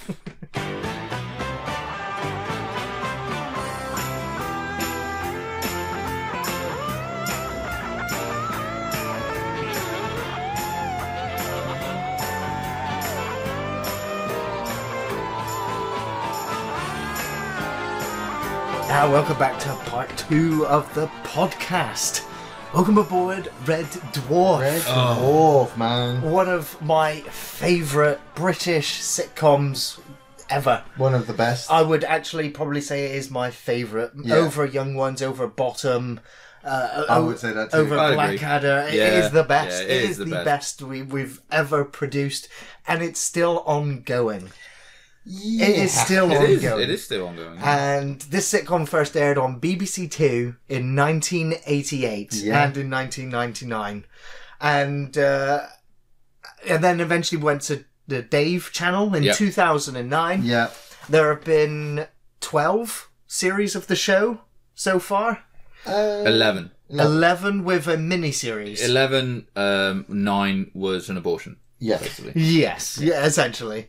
And there was also an American adaptation, or they attempted it. They did a pilot for it. That was bad. You can watch. Robert Llewellyn is actually in it. Yeah. And you can find it on YouTube. I mean, I wouldn't, but... It's one of those, if you're a mega fan, you'd go and check out curiosity. I've seen Robert Llewellyn talk about it at, conventions and stuff, and he's literally sort of describes it as this amazing experience where he got to see the inner workings of an American TV show, and he's like, everything is bigger. It's like, oh my god, there's so much food here, I'm just gonna hang out by this table and eat food until they call me to do my 3 lines. And he's like, and then they take me in this really nice hotel and send me back on this first class flight, and for that I'm paid £50,000. You know, and he's like, it was great. He's like, yes, I enjoyed it. It's not a BBC production, but the humour, I guess, didn't really translate very well. It just felt very forced, the American version. Yeah, well, they were trying to capture very early attempt as well of this, because now we're in a culture where there's a shit ton of American adaptations of British. Yes. Look at The Office. Yeah, The Office was a big one. The first one I remember being done well. Yeah,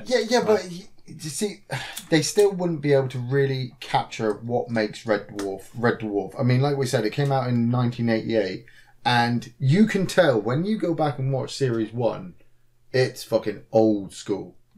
Oh, it's cornflake packets for pals, man. Yeah. It's so tactile and amazing. We talk about practical effects and how much we love them all the time. This is the epitome of practical effects. Yes. And on top of that, the fucking awesome fucking script writing and comedy timing from the writers, from all of them, and they're absolutely integral, like a family. The show stars Craig Charles as Dave Lister, Chris Barry as Arnold Judas Rimmer, Danny John Jules as Kat, and Robert Llewellyn is Crichton. We've had Norman Lovett as Holly, and Haiti Hayridge as Holly. Yeah, we've had Claire Grogan as Kachansky, and then mainly Chloe Annette as Christine Kachansky. Which is controversial, we'll get to that. We had... Isn't everything? Now, I remember when I was doing martial arts training, usually get back about 9 o'clock, and it would be just in time. I'd always remember telling me, Dad, I want to get back in time for Red Dwarf. See? So no life pause, watching TV like a caveman. Exactly. So it was like, floor it. I want to get back for Red Dwarf. Put your foot down, Dad. Eventually had to set up recordings because it started getting pushed back to later and later at night, where it was on at silly hours. And so I just remember them being taped for me, and I burnt those tapes out. And I can remember now that it was Series 3. Series 4 was when I was introduced to the show. And then it was when they eventually re-aired them or re-released them on DVD. I think, Andy, you the first one I knew brought the box set. Oh, and yeah, I think within a day of you getting it, I kind of just borrowed the box set. Oh, yeah, like, it disappeared immediately. To watch, and I was like, in the house, I'm going to go watch it now. Yeah. It was really good. The extras are great. Oh, thanks for opening them, dude. Yeah, sorry, man. I couldn't help myself. Yeah. It was Red Dwarf Just episodes I'd never seen. The videos, though, and stuff, because I remember when the DVDs were a big deal, because I remember one of my best Christmases, probably my best Christmas, actually, was my dad, for my main present, gave me season 1 to 6 on video. Right. And then you didn't see my ass until next Christmas, because I was sort of like, I'll gather provisions and grabbed all the Christmas food and took it up to my room, and I was like, thanks, Mum and Dad, peace. And that was it. Yeah. But it was funny because like it was each season. It's only 6 episodes a season. Yeah, yeah. Each video had 3 episodes on. You had to buy 2 fucking videos just to get a whole season. And this is when videos were like $15.99, and when $15.99 was a lot of fucking money. When I got that for Christmas, I was like, Jesus Christ, Dad, would you rob a fucking bank or something? Yeah, like, box sets. Yeah. But yeah, dude, I fucking this is some old school shit. I absolutely adored it. But I was also a fan of Star Trek at the same time. Yes. I loved the original series, Yep. TNG, and Red Dwarf was just something different. Yeah. I knew it was cheap and I knew it was low budget, and I didn't necessarily understand the humour, but it was so visual as well. Yeah, Great characters. BBC Two, I mean, was my home place for sci-fi Yes. for a long time. You know, I had all my Star Trek on there, fucking Space Precinct, and then at about 9 o'clock, Outer Limits. Hour Limits, fucking X-Files, The Invaders. fucking Red Dwarf would be on, and the concept is just amazing.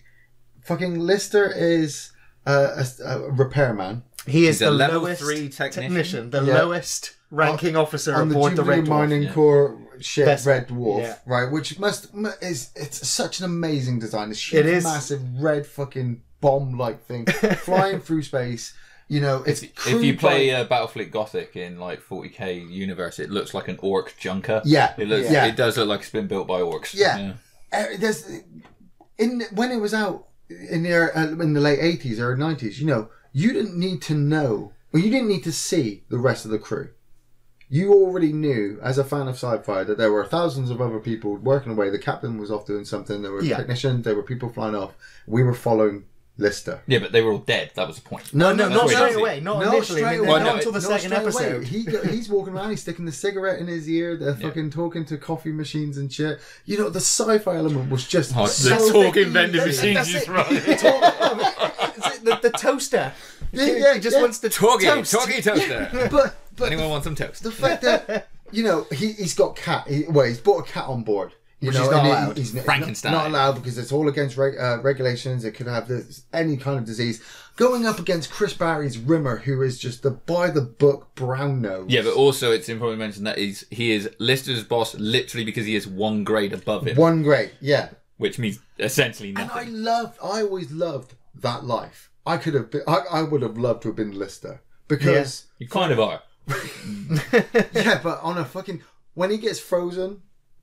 because they caught the cat, Yeah. and then was it a drive plate malfunction because Rimmer didn't seal a drive plate, Because which whatever that is, you know. because He he didn't would- fix a fucking engine properly. because he would a have got radiation Lister to do leak. it. Yeah. He would have got Lister to do it, but Lister was sealed in there, and everybody dies. And it's 3 million years later Yeah, that he gets woken up. that he gets woken up in a flash in the episode. He just goes in there, Lister just waves, and then he comes back out. Everyone's dead, Dave. Everyone is dead, Dave. Everyone is dead, Dave. And What, Kachansky? Everyone's dead, Dave. what, Miller? Everyone is dead, Dave. That one segment, I was dying. I died when he was what was it? He's walking around. There's piles of dust everywhere. Yeah. and he keeps because he's a fucking disgusting human being. He keeps like putting his finger in it and licking it, like because you would if you walked around and saw dust on the fucking thing, piles of it. And he's like, "What's this stuff that's everywhere?" And he's like, "That's their technician Steve Raymond or whatever." He's like, "I've been eating half the crew." Then to just expand from that, where he is now lost. He's the last man in existence. He's as the far as last we know. human alive. See, because the Red Dwarf's been flying through space for 3 million years. Left Earth behind, you know. It's important to say that you can drive trucks through plot holes in this because, yeah, you can't do you know what I mean? seriously, but they do play with real sci-fi. They play with it so madly. I mean, I was reading when I was watching the series, I think it was season 2, season 3. I started finding the books that they'd written. Yes. And there's only a couple of books. There's like a diary, wasn't there? Like a year in the life of. But there was one where Lister goes back to Earth. Yeah. And they end up going back to Earth, and it becomes this whole big thing. And then they realise that it's actually, it's all in their mind, and they're still on Red Dwarf. But it was the fact that he's the last man on Earth. Sometimes, because they're going to mess with time travel, they're going to mess with robotics, they're going to mess with alien life forms. From their point in time, he is the last man alive. They are just going to fuck with everything in Lister's life, and it's just so amazing. What I like as the concept is that Holly, the ship's computer, has kind of resurrected one crew member. The memory banks can only store one holographic person. Yeah. And so it chose Rimmer as the person to help keep Lister from going insane. And the reason was because he's the one who he talked to the most while he was on the ship. Yes. Yeah. And the chemistry between the two of them is what made the show. It's the odd couple. With Holly there as the computer at the beginning of each episode give you updates and tell you what's happening. Yeah, we're heading into a black hole, so you best hold on. You have the evolution of the cat, which survived the radiation. Yes. And has, after 3 million years, evolved into an entire cat culture, which... After a certain point, all the cats left the Red Dwarf and they abandoned the dumbest member of the society. The dumbest member of the society. Which I love that he then just names him Cat. Yes. Yeah. Well, who becomes an eventual integral part of the crew. Didn't they name him Custer? It was Custer. And he was their religion based around Dave Lister was like... curries and hot dogs But Lister wanted, his dream was always to have a small little farm in Fiji where him and Kat could just live out, and that was what was it? He's like, we're gonna have a sheep and a cow and breed horses.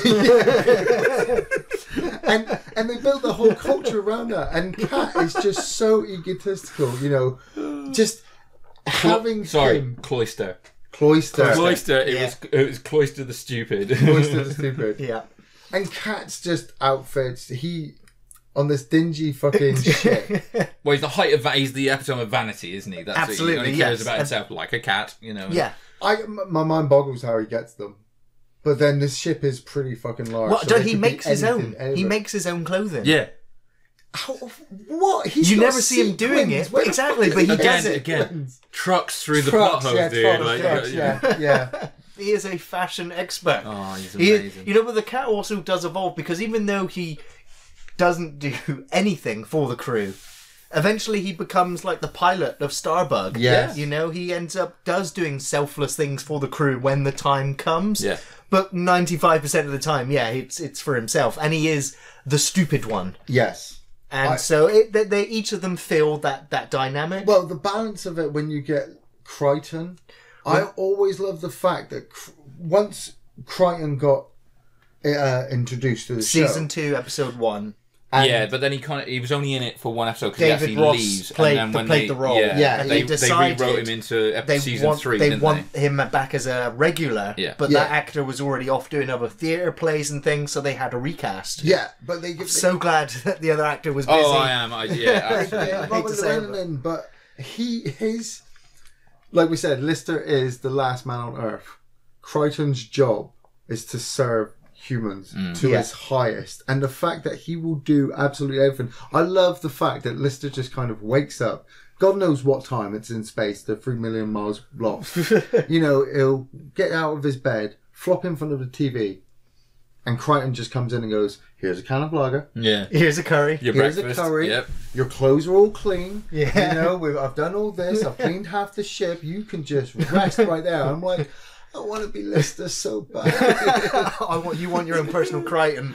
I want to be lost in space. But again, with the Crichton character also evolves through the show, where Lister eventually teaches him to break his programming. Yeah. One of the first lessons he teaches him is how to lie. And he teaches him how to call Rimmer a smeghead. Smeed. An amazing way of swearing without swearing as well. Yes. Yeah. Even though smeg is like, I mean, if you don't know what it is, I'd say Google it, but I mean, clear your browser. Fuck. Yeah, you thought calling somebody a smeghead was funny until Yeah. you Oh, realised... it's cute. It's on Red Dwarf. It's like, it's actually fucking disgusting. Yeah, you don't... I think smeg originally, because I did actually Google it. I wanted to look it up, and Yeah, it had like Greek origins, I think, as a word. Okay. Yeah. Checking his notes. What does it say? It comes from the word smegma, which basically meant an idiot, a fool, or a socially awkward person. A git. A gimboid. Popularised by, yeah. Popularised by British Red Dwarf show connected with smegma. Yeah, but now we know smeg. Yeah, there's also another Meaning. Otherwise, back with the Red Dwarf.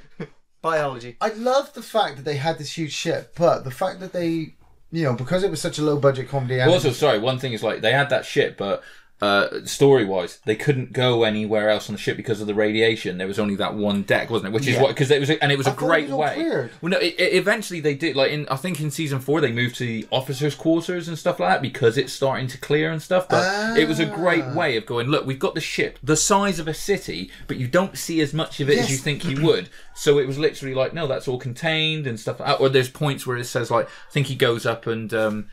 There's an episode where he comes back with like the space months and stuff because he's been up on certain quarters, looking for stuff like to do with Kachansky, and he's like, you can't go up there. It's like you'll catch space flu and stuff like this. So that was a really good way of containing it on a low budget. Wasn't that the confidence paranoia episode? Yes. That is an amazing. That's actually on my list. We all made lists of our favorite episodes, and we'll get to them in a bit. Man, but the introduction of bringing Crichton onto the show was eventually one of the reasons why they got rid of Holly, the female version, because Norman, when he was Holly, after the first 2 seasons, when they picked up for season 3, he kind of got a little bit funny, as actors do sometimes. Where he was just like, look, I'm now living in Scotland. Yeah. You rehearse in London and film in Manchester. I've got 2 shows that I'm working on Scotland. Yeah. Why do I need to travel down to London to do script readings? Yeah. To then go to Manchester to film just the headshot? Like, I'm not coming to your rehearsals. And then they were like, look. Can you imagine nowadays they do it on Skype? Yeah. But then they were like, in your contract, you are paid to come to the rehearsals and paid to do all these things. Plus, we need you on set because the way the actors deliver the lines, we know whether it works or not, and we need the reactions. You can't just do it on the night. Yeah. And so they let him go. They were like, you're not going to come back, we're going to replace you. And he even got upset with the replacement actress who had never even seen Red Dwarf or his performance of the character of Holly, and he got upset because she emulated. She was my first Holly. That was when I discovered the show. She was Holly. Yeah. And so it was like when Norman came back in later seasons, I was just like, who's this guy? Yeah, I was like that. And so then it was when I got the DVDs and VHSs and went back and saw the first seasons again and went, okay, this is how it all glues together. But they essentially fired. Well, they just didn't rehire the female Holly because they were just like, Crichton has all your dialogue now. Yeah. Whenever something happens, they just go, Crichton, what's going on? That's true. They don't ask Holly, do they? Because no, I mean, and so she's fucking useless for a start. Well, she's got she's the smartest computer, yet she's the dumbest one. I get when they're like, we're going to reboot her. It's like, I'll be happy if we can get her to count without bashing her head against the fucking screen. Isn't that when they lost Red Dwarf? Holly was actually part of Red Dwarf. So well, they lose Red Dwarf and end up just on Starbug, which is like a little landing craft. Yeah, which doesn't have Holly. Actually, do you know what? Starbug's actually quite big because they have like duck suit where they're bigger and bigger. It does. They mess with that a little bit, don't they? But the fact that I remember fondly watching Red Dwarf at one point, and they're on the ship, and then I missed some point, or the series must have ended, and then I missed it coming back.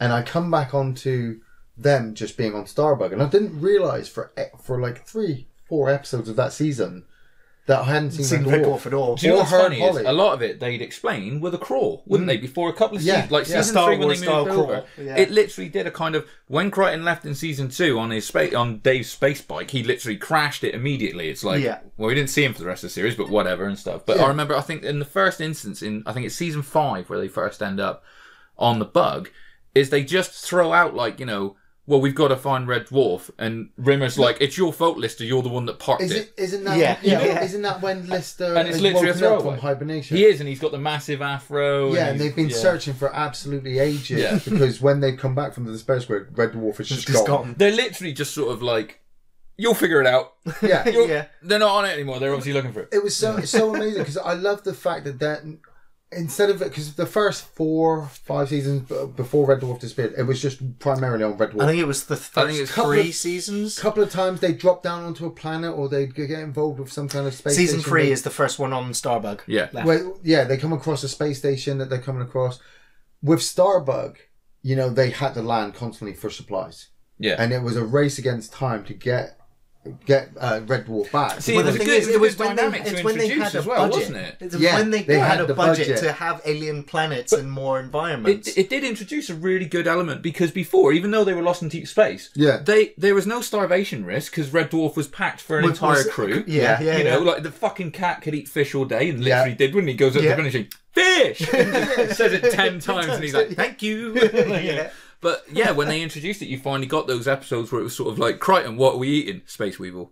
I was rewatching Red Dwarf, obviously, for this podcast, and there was an episode, I think in series 10, when Rimmer's needing to pass a test again because he wants...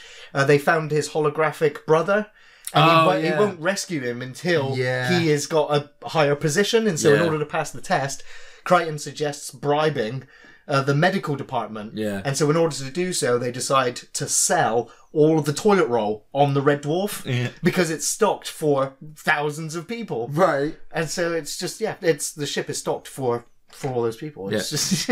as soon as they move into Starbug, then they got to look for fuel and stuff. Like I said, the dynamic of just sticking on Starbug worked really well because, you know, they've got all these alien planets to go to. They couldn't find it. Kuchansky. Series 7. Right. Taking out Rimmer and then introducing a new element in the show. I think, especially something that has been the carrot in front of Lister since the beginning. Yeah. I got behind it because I loved Red Dwarf so much that I could just, as long as they just kept going. Season 7, the thing is, the cliffhanger of season 6 was so good, and it was such a large gap that I don't care what they did. It was out of time where their future selves destroyed them, and Rimmer actually went all heroic and stuff, and it ended, you know, and it was like, oh my god, we waited so long to get this back, and it was announced that sort of like Chris Barrow will be leaving after a few episodes. You know, we're going to bring her in come to do an this. end, and it's like, okay. But I was like, look, as long as we get another series, I don't really give a fuck. Yeah, you know? It was a while then after 7 before 8. And again, 8 was, like again another revival of the show. I think everything after one season 6 again has before felt it fell like, off. you know, I've started to notice that a lot more now. I mean, what did we say we're on? We're on season 11 of Red Dwarf. No, I think we're on. There's 12 seasons. Well. The next one will be 12 then, I guess. Do you know what? I haven't watched all of the there's 12 seasons. We're waiting on season 13. The next season will just be another revival. And I love Red Dwarf so much that they are keeping it alive. As fans, though, watching the episodes, some of the jokes, I'm just like, it's good, but these are not proper Red Dwarf jokes. You know, there's something missing from it that I'm not sure if I want to come back for the next episode. You know, but I will because I made my way through the last season, and it made me feel like when they were stuck in the prison again, when Red Dwarf had returned. Season 8. Mm-hmm. And that was a bit difficult to get into. But then a lot of the jokes started to come out because they started to get away from the prison. You know, they were getting back on their own 2 feet, you know. Well, that was the Dave revival of the show after the final BBC Season 10 was actually really good. I really liked season 10. Yeah, season 10's good. Because after 9, which was the special, which was just... It was fucking dreadful.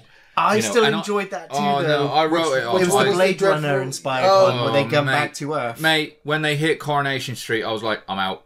where Lister talks to himself. Craig Charles. Yeah. See, now at that time, I really loved that. I did. You know, because I was just so happy there was more Red Dwarf. I was getting more Dwarf. Oh man, having was it Doug Naylor that actually shows up? He's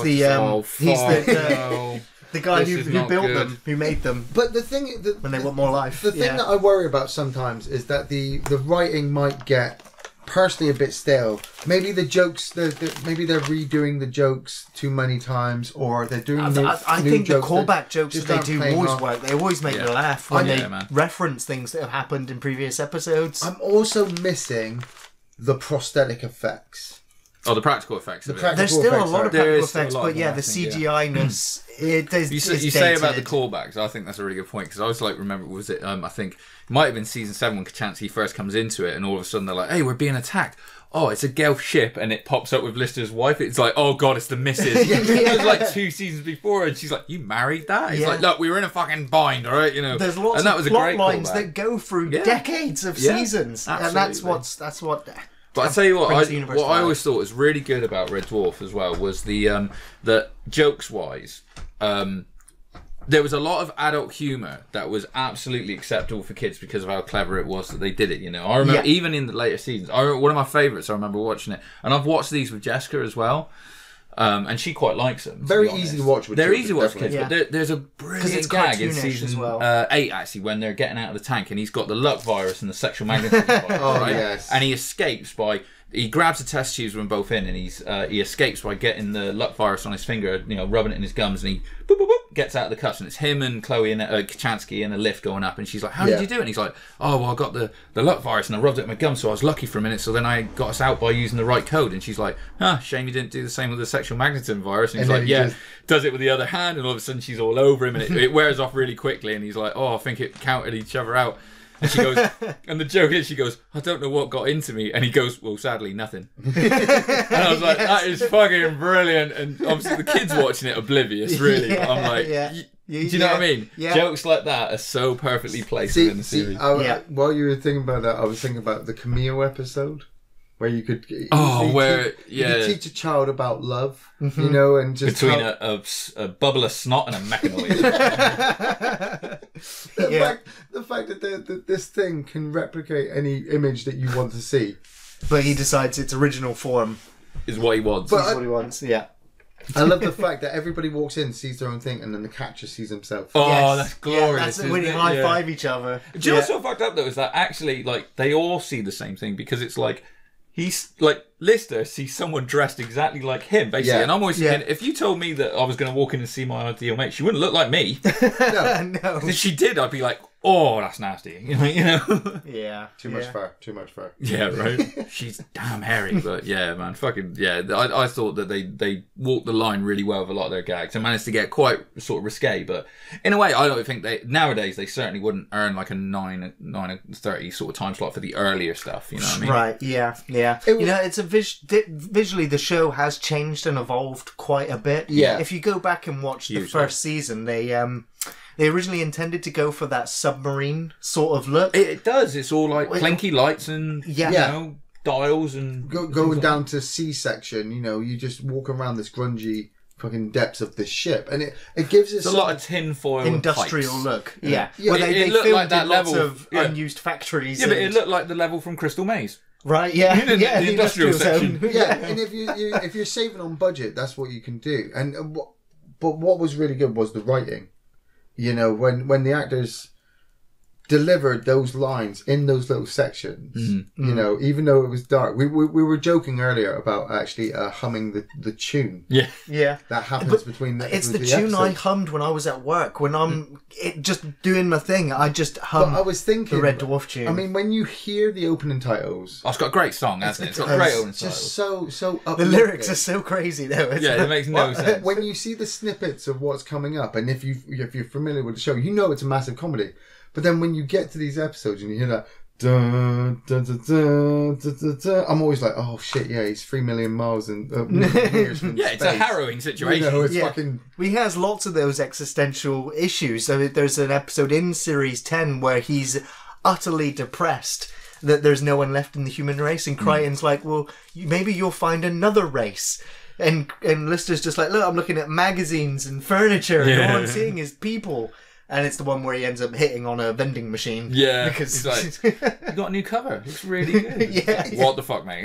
Touch my logo. Doesn't it turn out that he's actually his own father? It is, yes. It is. Yeah, with Kachansky.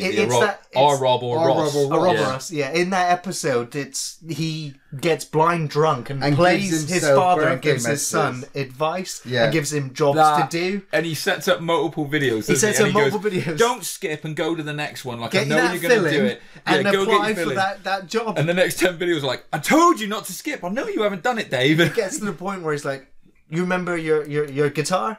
Go over there and play me a few tunes. Oh, yeah. And he's like, look out the port window, you see your guitar flying away. And I was like, oh, that's the guitar that they wanted to burn on Maroon. Oh, they wouldn't let him. But now it's floating away in space. Still can't play fucking flushed it himself. Did you guys ever see, like, in between as well, you had, like, I always remember a couple of things. You had the Smeg Up videos that came out where they actually released... They had a Red Dwarf night. Oh, mate, that's what I was going to say. They had the Smeg Ups, which was all the mistakes, which was great to watch and stuff. These are all on DVDs. Can't Smeg, won't Smeg, won't Smeg, that's what I was going to say. It's an unofficial episode. Basically. It really is. If anyone... if you're English, you probably know. If you're listening abroad, there was a cooking show called Can't Cook, Won't Cook, where you had a famous chef who would invite, two teams on. Like, one, it'd be a celebrity on each team and some double spot, nobody on the other one. And they'd sort of like bring in ingredients and they would make a dish in 30 minutes. Just a bag of random shit. Yeah, and in this one, it's Ainsley Harriott, who's a famous English chef, and he has the Cat and Lister versus Crichton and... it's the Cat and Rimmer versus Lister and Crichton. Yeah. No, Isn't Kachansky in there? Yeah, she's the taster. Yes. And they have to make a curry. But the cat gets... Doesn't want to work with Rimmer. They have a big fight, and so the cat leaves. Well, no, he leaves because he doesn't want to work with Rimmer. That's it. And comes back as Dwayne Dibley. And he does have a fight with Mason because he keeps swapping his pots and he doesn't know. Yeah, but the thing is, Dwayne Dibley's really good in the kitchen when he's cutting everything. Yeah. But that comes down to the amazing Danny John Jules, who is a gifted performer, dancer, choreographer. He's only given a few moments to really shine. Yeah. Oh, when he Red Dwarf, dances with the Starbugs in Series 8, I think. Yeah. Mate. What was the fucking song again? A tongue-tied? Tongue-tied. Yeah. It was like a dream, isn't it? Yes. And this is one of those great things where it's like, we're truly living in the future because it's like, I'm looking at this dream on the dream recorder. Like, all their dreams are recorded, you can cycle through them and stuff like that. It was so weird. Yeah. Oh, man. Yeah, some of the performances they've done, I mean, I loved having all four of them on screen at once, and everybody would just turn on Rimmer. Yeah. But he's actually got the most safest plan. Whatever is trying to kill them, they should just get... Oh, he's a complete coward, isn't he, honestly? Yeah, hiding under the table is usually the best. When he's in charge of like a part of like Starbug, and he's some ship turns out, I think it's Gunman of the Apocalypse, and he literally goes like, right, broadcast to them. He's like, this is Arnold J. Rimmer from Starbug. Now hear this, because I'm only going to say it once. We surrender. Completely and unequivocally. Sorry, bye. Thank you, bye. It's so fucking funny. Finding about... That's a great gag. Finding out one of those moments. About Rimmer's past and how he was dealt by his father and his mother. Yeah, he was just a disappointing child to his father, wasn't he? But then being introduced to Ace Rimmer. Oh. Yes. I mean, is it... Dimension jump. It's a dimension jumping version of him. It's an alternative reality where essentially the only thing that happened was Ace was held back a grade in school. And because of the humility that he then gained from, like, as he says, being the tallest kid in the class by a clear foot and everything, and everyone ridiculing him, it taught him humility and to be a better person. And he went off to basically be James Bond in space. Yeah, and he rides fucking alligators after jumping out of planes. That's his Rimmer. We are lucky to be alive. Smoke me and Kipper, I'll be back for breakfast. What a guy. What a guy. What a guy. What a guy. Amazing. And it just gave Chris Barry the chance. Gave him something else to do. Yeah. Because, like I said... he was pegged in a way as that kind of Weasley character, because he had the British Empire, where he played like another kind of version. I watched of Rimmer that show just because it was Chris Barry. I love the British Empire. Yeah. But you... Sometimes you get afraid that they might get typecast. But I'm like... Well, Chris Barry did, because he kind of left the show at one point. That's as we said in Series 7. Yeah. With the introduction of Kachansky. But... they shouldn't be typecast. They shouldn't think of it as typecasting. They should think of it as embracing. You know, like we look at Patrick Stewart and we're like, fucking hell, it's Picard. Yeah. It's fucking Professor Xavier. We look at Ian McKellen and we go, it's fucking Gandalf. You know, you look at characters like that, and with the like I said, with the seasons going on, as long as the writers can keep up with this really good futuristic sci-fi story or surrounding down these basic characters that are happy to get together and just throw these stupid mad ass lines at each other, you can keep the season going. Don't you think? Well, yeah. I mean, there's still more material. Like I said, they are working on a series 13. The cast have been asked throughout this year what's happening, because the last 2 seasons were shot back to back. And they were really well received. They won awards. Yeah. So, which is great. And so, yes, it has been confirmed that they will be filming in 2019 for a 2019 release of Series 13. Yes. Which is amazing. You know, it is weird when you watch the show, and obviously you watch them age over 30 years of this show. But they still have it. They still have the, it's good the that they make them play their age as well, where it's like they have a few, like, you know, coming of age things as they move into like middle age and sort of like, you know, they're in like their 50s and that now, man. Didn't Crichton just recently have a midlife crisis? Yeah, which is funny, because obviously Crichton essentially looks the same because he's in that costume and doesn't age. Well, the costume undergoes changes every season. It does slightly change as well, yeah. But you can put that down to him using his spare heads. Yeah. So and gaining weight for some reason. But yeah. So I was just remembering when you were saying about it, one of my favourite gags they ever did was when, you know, there was some situation going along, and you're going to call it out as soon as I say it. And, you know, he's like, you know, go to blue alert. Yeah, my favourite gag blue too. Alert, favorite and he's gag. literally at then another point something else happens. And he goes step up, and like a blue bulb comes on in the background, and Rim's like, "Thank you, you know, a bit of professionalism. We're all at blue alert." And then he goes at some point he goes step up to red alert, and Crichton stops what he's doing, turns to him and goes, "Sir, are you absolutely sure it does mean changing the bulb?" Yes, yeah, that's the best gag. That's how held together they are. Everything is just fucking spat on and sellotape to just keep it going. Right, it's just sometimes it's just machine gun level of gags. Yeah, exactly. That's why I said if a joke fails for you, there is a one that's going to make you laugh right on the way, corner. man. Yeah, like, you know, absolutely. fucking was it? I don't think it's the Hollow Ship where like Rimmer suddenly disappeared and he gets shot off to another ship, and they're like, "Sir, they've taken Mr. Rimmer," and the cat's like, "Quick, let's go before they bring him back." Right? Yes. Yeah. The Rimmer is the butt of all the jokes. He is. Absolutely. So let's Some get of the shit they do. Let's get into top fives. Top five. Top fives is hard. I'll go first. Yeah. Okay, you start. But I've put them in order, going from 5 up to 1, 1 being the best. The best. So at number 5, I've got Stoke Me a Clipper, which is the final episode of Rimmer. Yes, it is the one where Ace Rimmer turns up and his light beam has been damaged and he's going to die. And so he needs to convince Arnold Rimmer, the hologram, to take on the mantle of Ace Rimmer, and he gives him the suit and he gives him the wig. And their personality changes and Ace Rimmer dies, and Arnold Rimmer goes off to become the new Ace Rimmer, and that is his exit from the show, which is a beautiful exit. But what makes that episode so memorable for me is because my favourite character in the show is Rimmer. Yep.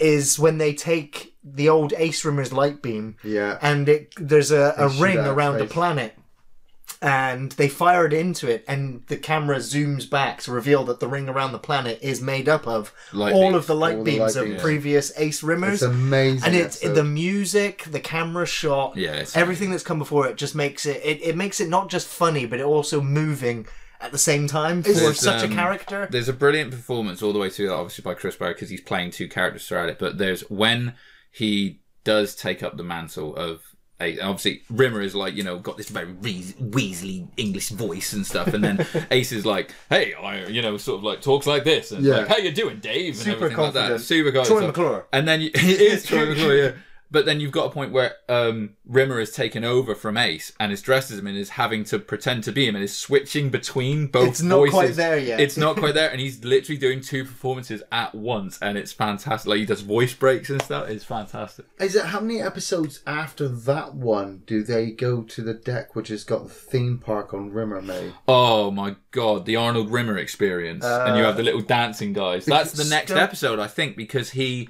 starts missing Rimmer. Yeah. And he's like, oh, what's wrong with me? Lister's missing him. Clipper was season 7, episode 2. I think it was episode 3 then, man. And I'm trying to remember. I'm trying to remember what the focus point of the episode was. Lister was. Well, he was missing. It's the one where he kisses. But that dance sequence. And that's actually that's not actually the last appearance, because, like you said, you do see him in that episode because they have flashbacks. Don't it's they? series 7, episode 5, and it's called Blue. It's 5. There we go. It's the one where Lister's missing Rimmer and Crichton takes him on the Rimmer experience. No Rimmer. I don't know the song, but it's the marionette puppets. Yeah. Yeah, it's just out him life would be much dimmer. Yeah, exactly. But the thing is, no, Judas Rimmer. This is when they show the fictional events that happen, because it's based on his diary. That's right. So it's Crichton's just glorified. Yeah, all those things. Amazing. He's got all those medals on his chest and stuff, and he's got like a Botox facelift in it. I love Kat's expression throughout the whole ride. He's just in shock at what he's seeing. So yes, Stoke Me a Clipper was my number 5. Okay, my number 5. See, I've got a big list here, but I'll go with Thanks for the Memory. Yeah, great. Remind me that one. Season 2, I think it is. It's season 2, yeah. Where they wake up and they're missing 4 days, and Lister's got a broken leg. No, the cat's got a broken leg. Both of them have got broken feet. Both of them have got broken feet. And they can't remember what they've done, and they're missing a couple of days. And they start to uncover what happened. And it turns out that they got Rimmer drunk. It was Rimmer's death day. Yes. So they were celebrating that. Yeah. And they got really shit-faced. And it ends up with Rimmer and Lister having a very personal conversation. About an ex-girlfriend. Rimmer reveals that he's only ever had sex with one person. Yeah. And goes to bed. So Lister decides to gift him the memory of one of his ex-girlfriends. So he's got something to think about. And then Rimmer wakes up rejuvenated, because he doesn't go like, I've not remembered this for all these years, but then he's got the memory of Lisa Yates, and then he finds out that obviously it's all fake and decides to bury her memory on a moon. Well, he finds letters from Lisa to Lister because it was his girlfriend. He still doesn't piece it together because he's so dumb. He's like, turns out we went to a hotel and had sex 5 times. Turns out you were at the same hotel and had sex for 5 times. 10 times a night. What's wrong with this woman? And he's like, no, fuck's sake, dude. Like, I gave you the memory and stuff. So he basically, they erase each other's memories. They erase the videotape and everything. But the broken feet are they bury the black gravestone. No, they're carrying the gravestone, aren't they? Because they're burying the black box. And they both drop it on their feet. Yeah. But when they see the Planetoid to find the black box and stuff, they think that it's an alien because there's like surfboard-sized footprints. It's an alien. Yeah, it's always an alien. That is a great episode. That was my number 5. Mine, number 5 I put was Better Than Life, which I believe might have been season 2 as well. Is that the one where... The video game. Better Than Life. Yeah. Great little things would happen throughout the thing where he's like, I think it comes to a point where they're like, the mail's turned up. And I think Holly does a joke, doesn't he, where he's like, 3 million years. He's like, yeah, that's about right for second class post. And they find these video games, and one's called Better Than Life, which total immersion video game. They go into this world, it's the future. Thing, And it's better than life. They get to do everything they want, and Lister gets to eat like the caviar vindaloo, and he's like, never thought I'd eat something as classy as this. Where's all my chips? But Rimmer, he can't handle good things happening to him in his brain. So it's like, you see him turn up in like a Jag at first, and then when he turns up, he's in like an old Morris Minor, and he's got a wife and 9 kids, just ruining his life, basically. Like, you fantasized you had 9 kids and a mortgage.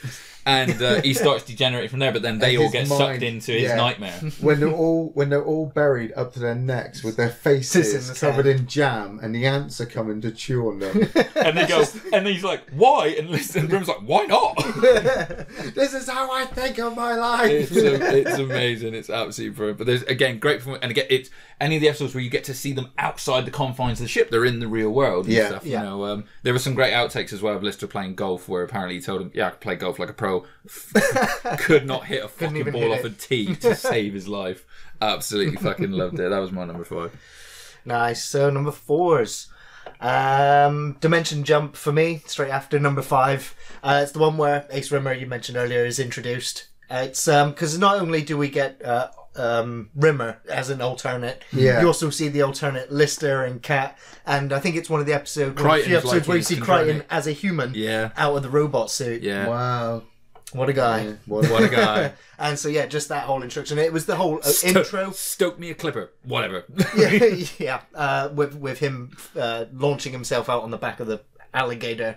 Just insanity. Just insanity. Absolutely. Love class that. episode. Number 4. See, It's hard to do. I struggle to get to 10 and then to narrow it down to 5. I'm going to go with DNA. DNA, Another one where you see Crichton outside of the thing, they right? find a DNA ship and they manage to turn Crichton back into a human, but a Vindaloo monster gets into the machine and turns into a Vindaloo monster, and it's when they turn Lister into the RoboCop with the bazooka. But he's like 4 foot tall. Yeah. And he's just running around. Really squeaky. You know, you're watching Aliens with Sigourney Weaver. Yeah, and then you're watching Red Dave Dwarf Lister with the curry monster. It's just fucking awesome. That's great. And obviously you get Crichton coming to terms with being a human. It's another one of those great gags like that adults get more, where he's like, I'm finding some weird things about my body, and shows him a Polaroid and it's of his dick. And he's like, you shouldn't show me that. And he's like, well then this happened, and he shows him 2 Polaroids and Lister's looking at it, and then he puts them together and he's like, what were you thinking of at the time? And he was like, I was just looking at a vacuum catalogue. It just made me think of all the time you see Crichton with the attachments. His groiner attachment. He's just swinging like hose pipes around the bushes. That was class. That's a great episode, man, definitely. My number 4 is Marooned. Great, which is one of the very early episodes again, where they take Starbug out and crash on a planet, and it's literally 90% of the episode is Lister and Rimmer in a room together in a desperate situation where Lister could die, because obviously Rimmer's already dead. He's a hologram. He doesn't need to eat. He doesn't feel the cold or anything. And Dave is going cabin fever crazy and stuff, you know. And the fire's dying out. And again, I like those episodes when they get all fucking deep and meaningful and stuff and tell stuff about each other. Yeah, you start to learn more about the characters. They're evacuating Red Dwarf for a reason, because they think that they're about to fly into a black hole. So he's taking his worldly possessions with him, and Rimmer's got this camphorwood chest, which is like, it's a family heirloom, and inside are a bunch of toy soldiers that are a family heirloom and stuff as well. And so Lister is like, I'm gonna die, we need to burn these fucking soldiers so I can keep this fire going, and he won't let him. And he says about he's trying to explain to him how important they are, and Lister says, yeah, it's like my guitar. And he's like, burn your guitar. And he's like, I don't want to burn my guitar. So he convinces him, and Rimmer goes outside, and as he does, Lister cuts a guitar shape out of the case and burns it. And Rimmer's like, oh my god, you made such a supreme sacrifice, I'll let you burn the soldiers. And Rimmer's like, I found out he's a stand-up guy and everything, and then at the end it's revealed that he's cut a hole in this chest, and he's like, I'm gonna fucking murder him. It's amazing. It's like a glorified episode of Bottom. Yes, where it's two imbeciles in a flat, you know, just the dialogue, it's the writing, it's the characters. It's fantastic. Yeah, Marooned is a great episode. Definitely. Your number 3. My number 3 is Officer Rimmer, which is from series 11. And it's episode 4. This is probably my favourite episode out of all of the series past season 8, actually. And again, it's another Rimmer-centric episode, and it's when they get an organic 3D printer. Yeah. And they print out a senior officer, essentially. And again, this episode has a lot of body horror in it, because they're fighting over the printer as it's printing his face. And so his face looks like a piece of paper that gets jammed in the printer when it's finished printing. Is that the one with the massive Rimmers? Yeah, it is, Oh, that's an amazing episode. Exactly. And so Rimmer essentially gets promoted by this officer for saving his life and printing him out, essentially. But then this officer dies. And so Rimmer then decides he's going to print out more Rimmers. And eventually builds an officer's deck filled with Rimmers. He even, the episode even has callbacks, because he builds 4 quartet singing Rimmers at a restaurant. And so it has callbacks to other episodes with Rimmer. But eventually, the Rimmer who cloned all the Rimmers, as you would guess, eventually realizes how stupid of an idea it was. And so when trying to deal with the problem... He didn't learn from Rimmer World. Like, exactly, he ended up in prison on his own planet. With those balls, those stress balls. Yeah, stress balls. They got grind those balls. ground down to nothing. Great, that's another great Rimmer episode. And so, yeah, eventually he decides he needs to get rid of all these Rimmers, but it ends up becoming a giant monster which is morphing all these Rimmers together like a giant blob moving through the ship with all these arms and legs and Rimmer heads all just God, I remember that was some creepy shit. That so was. It was great body horror monster Rimmer jokes. That was great. And it's the rest of the crew is like their worst nightmare come true, isn't it? Like, yeah. I just remember the bar, like the officer's bar with all the Rimmers in and some of them waiters and stuff. It was so weird. My favourite skit is when the other three have to make their way through the corridors and Rimmer stands on a moving walk platform, so he just stands there and the platform's just taking him to the restaurant and he goes past the window and just salutes them as it goes past. Just like that was just the funniest moment since the light bulb for me. Great. My number 3 is going to be Quarantine. Mine was Quarantine. Nice. Quarantine. That episode. Mr. Flibble's very cross. They decided to drop down onto a research station, and there's supposed to be this scientist locked up in cryo, and when they unlock her, she's contracted a holovirus, and is just completely insane, and transfers it to Rimmer. I'm seeing a pattern here with a lot of Red Dwarf episodes. It's all Rimmer, and Rimmer contracts this virus. Because he's still on the ship, isn't he? Yeah, so the others are he escapes. He escapes on an escape pod, and here's the call from her just before he escapes. And then when the guys come back and they're like, "You left us," he's like, "Yeah, well, the section rule, Jupiter Mining Core rules 314," because he's always getting. Crichton's always doing him over, isn't he? Yeah, so he decides to go by the book. Yeah, but he's now doing it by the book, and he's locked them in this room, and it's the three of them with one bed. Yeah. They've got. They only need one set of food. Well, it's because Lister is the only registered crew member. So one bed is all you get. They've got what? They've got painting on VHS.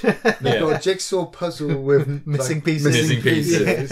They've got a crochet book or something. Yeah, crossword puzzle that's already been filled in. We're the boys from the dwarf. Yeah. And then 2 seconds later, they've all got black eyes. Yeah, they're at each other. And then, Rimmer being dressed up in that. Well, because he's like behind like a two-way mirror, essentially, isn't he? And the light will come on and he'll be there and sort of like say whatever he's saying.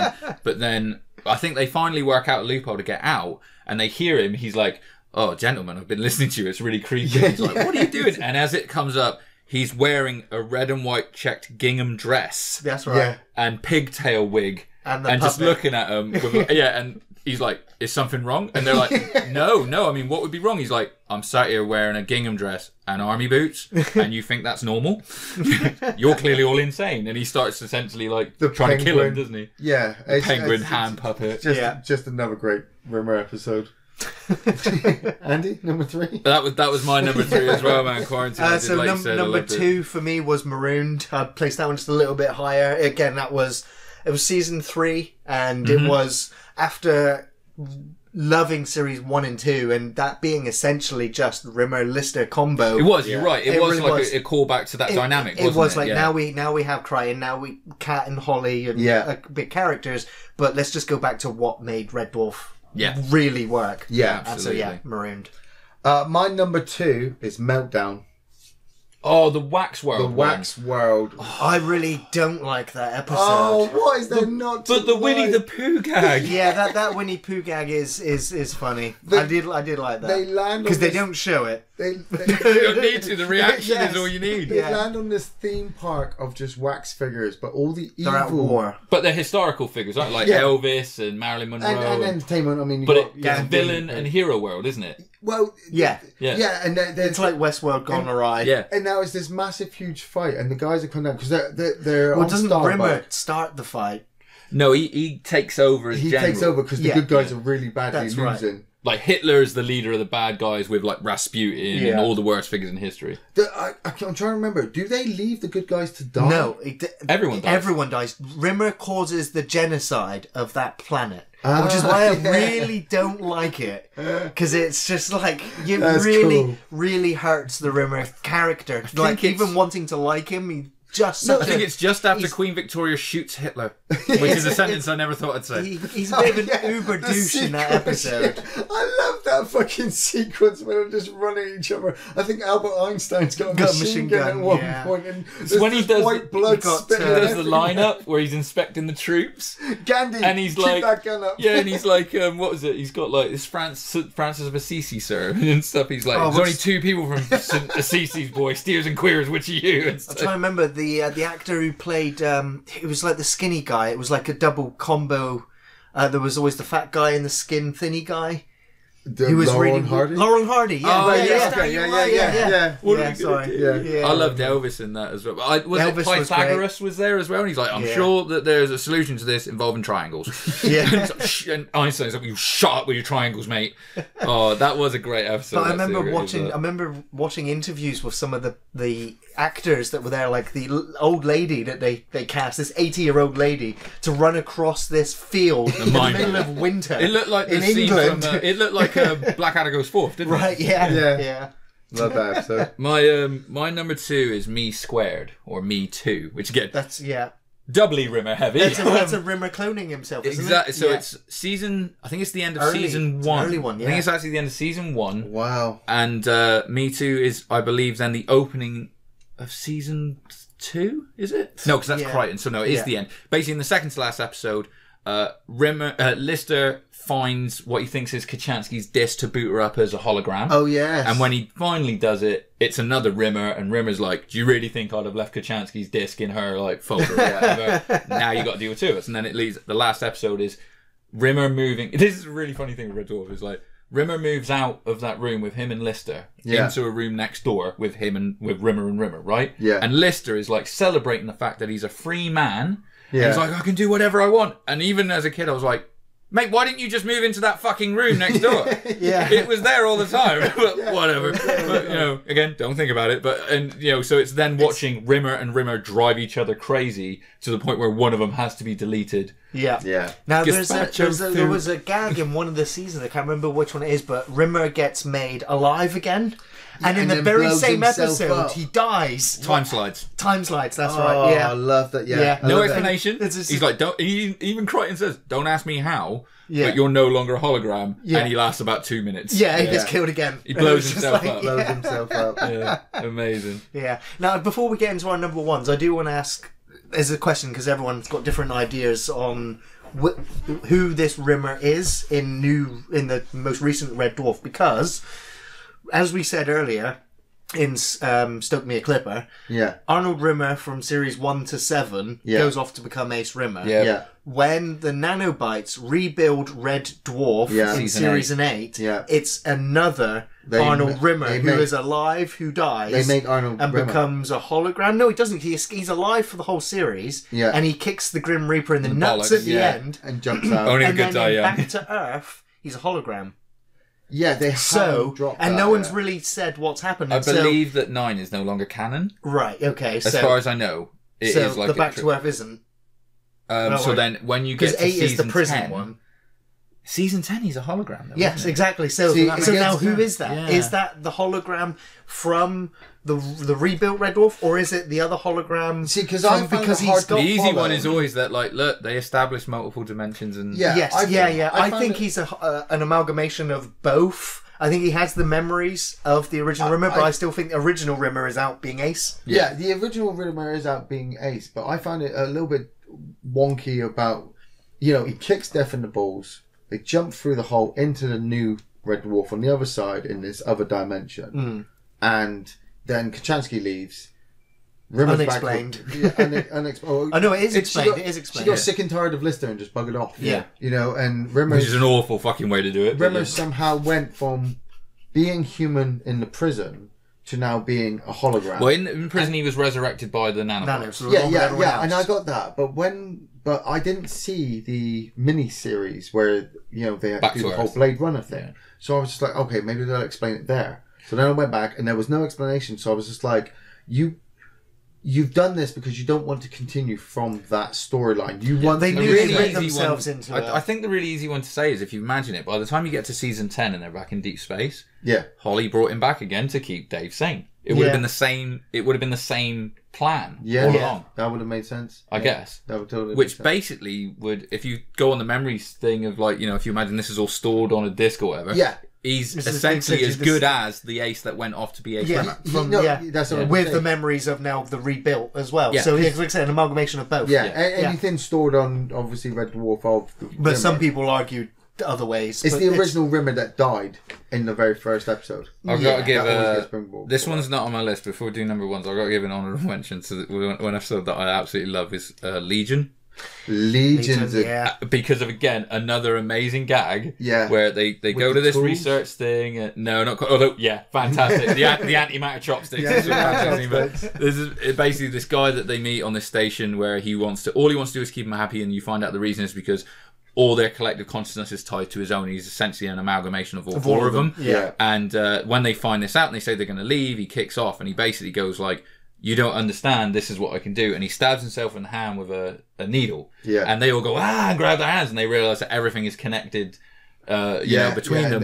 And he just looks at me and goes, "The next, like, hint of dissension," and the needle goes here, and he just points at his dick. And Crichton's like, "That kind of tough talk doesn't scare us," and everyone else in the room goes, "Actually, yes, it does." Doesn't he have to bonk them all on the head? He knocks them all out Crichton until knocks it's just everyone Rimmer, out. and then I think. Yeah, but Rimmer then, that's another important episode because he gets his hard light hologram Yes, body. That's right. And he's like, you He's still able to feel touch pain, things. but you're indestructible. Yeah. So like literally Crichton is like smashing him over the head with multiple things and he's keep hitting him and you can tell he's enjoying it as well. He's Yeah. like, Crichton, Well- stop, I'm unknockoutable. Quite famously in Red Dwarf, there were big fallouts. I mean, it was Doug very much Naylor so, and yeah. Rob Grant. They fell out. Really? Yeah. And they were the creators of the show, and they don't work with each other still to this day. Ouch, The why? all the recent Red Dwarf is just by one of them.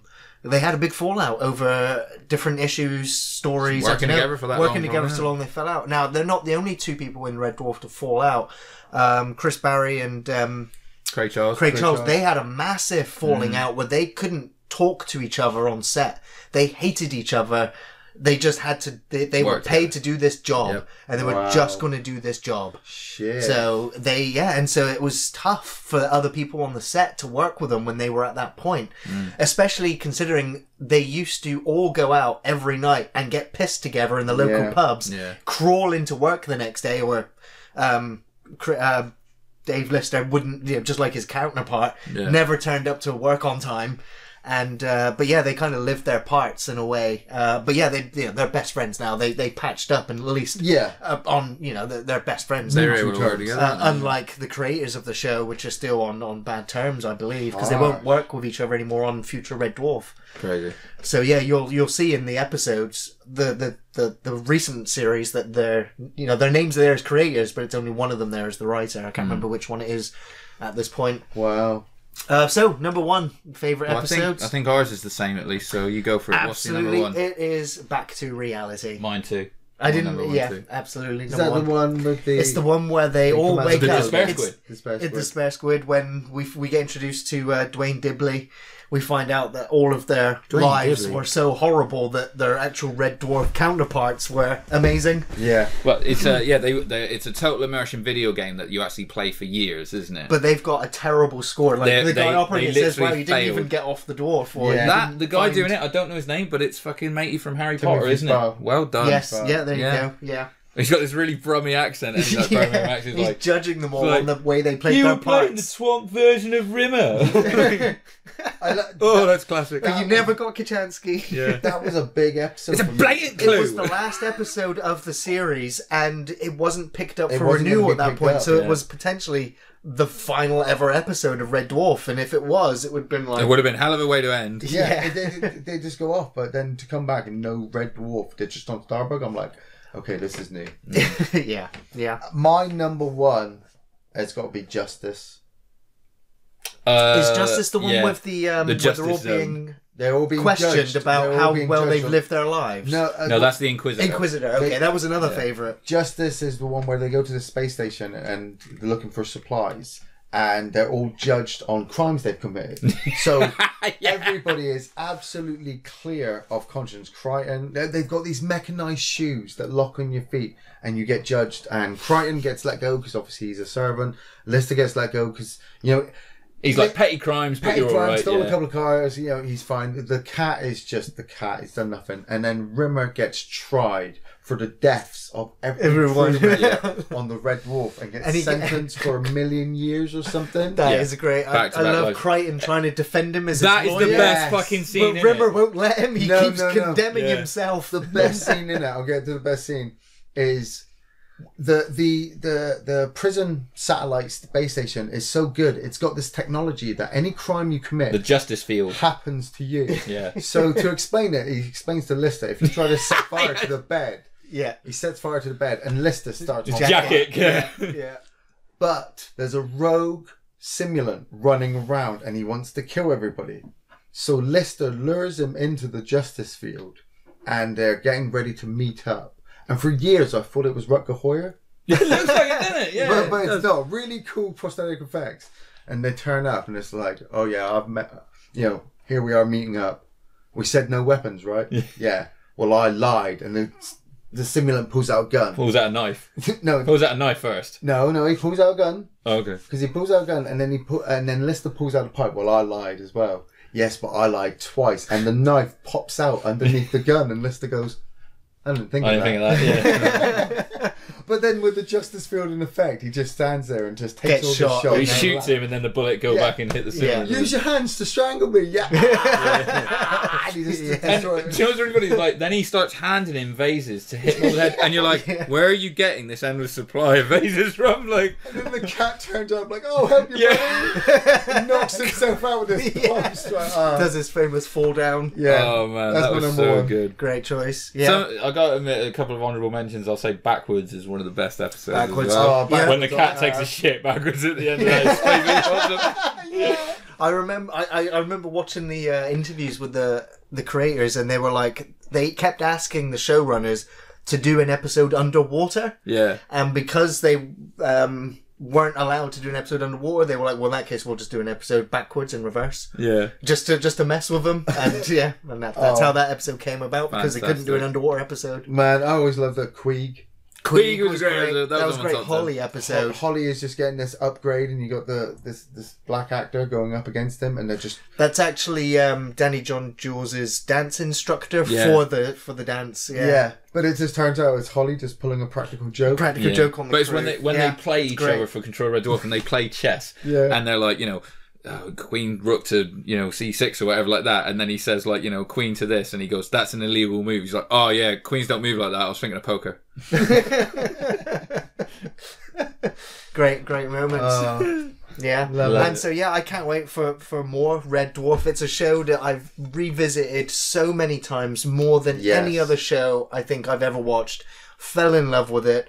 Love the cast, love the characters, love the show. Even the weak episodes still have funny moments. Yeah, there's no episodes I don't skip any episodes in revisiting. See, sometimes I'll skip around and just watch episodes from different seasons. I was gonna say, I always tend to do that a lot more. Just jump from different episodes, because if I try to start from the beginning, like a lot of TV series, I find it difficult to get through the first season of Red Dwarf, because I just want to get to Wax World.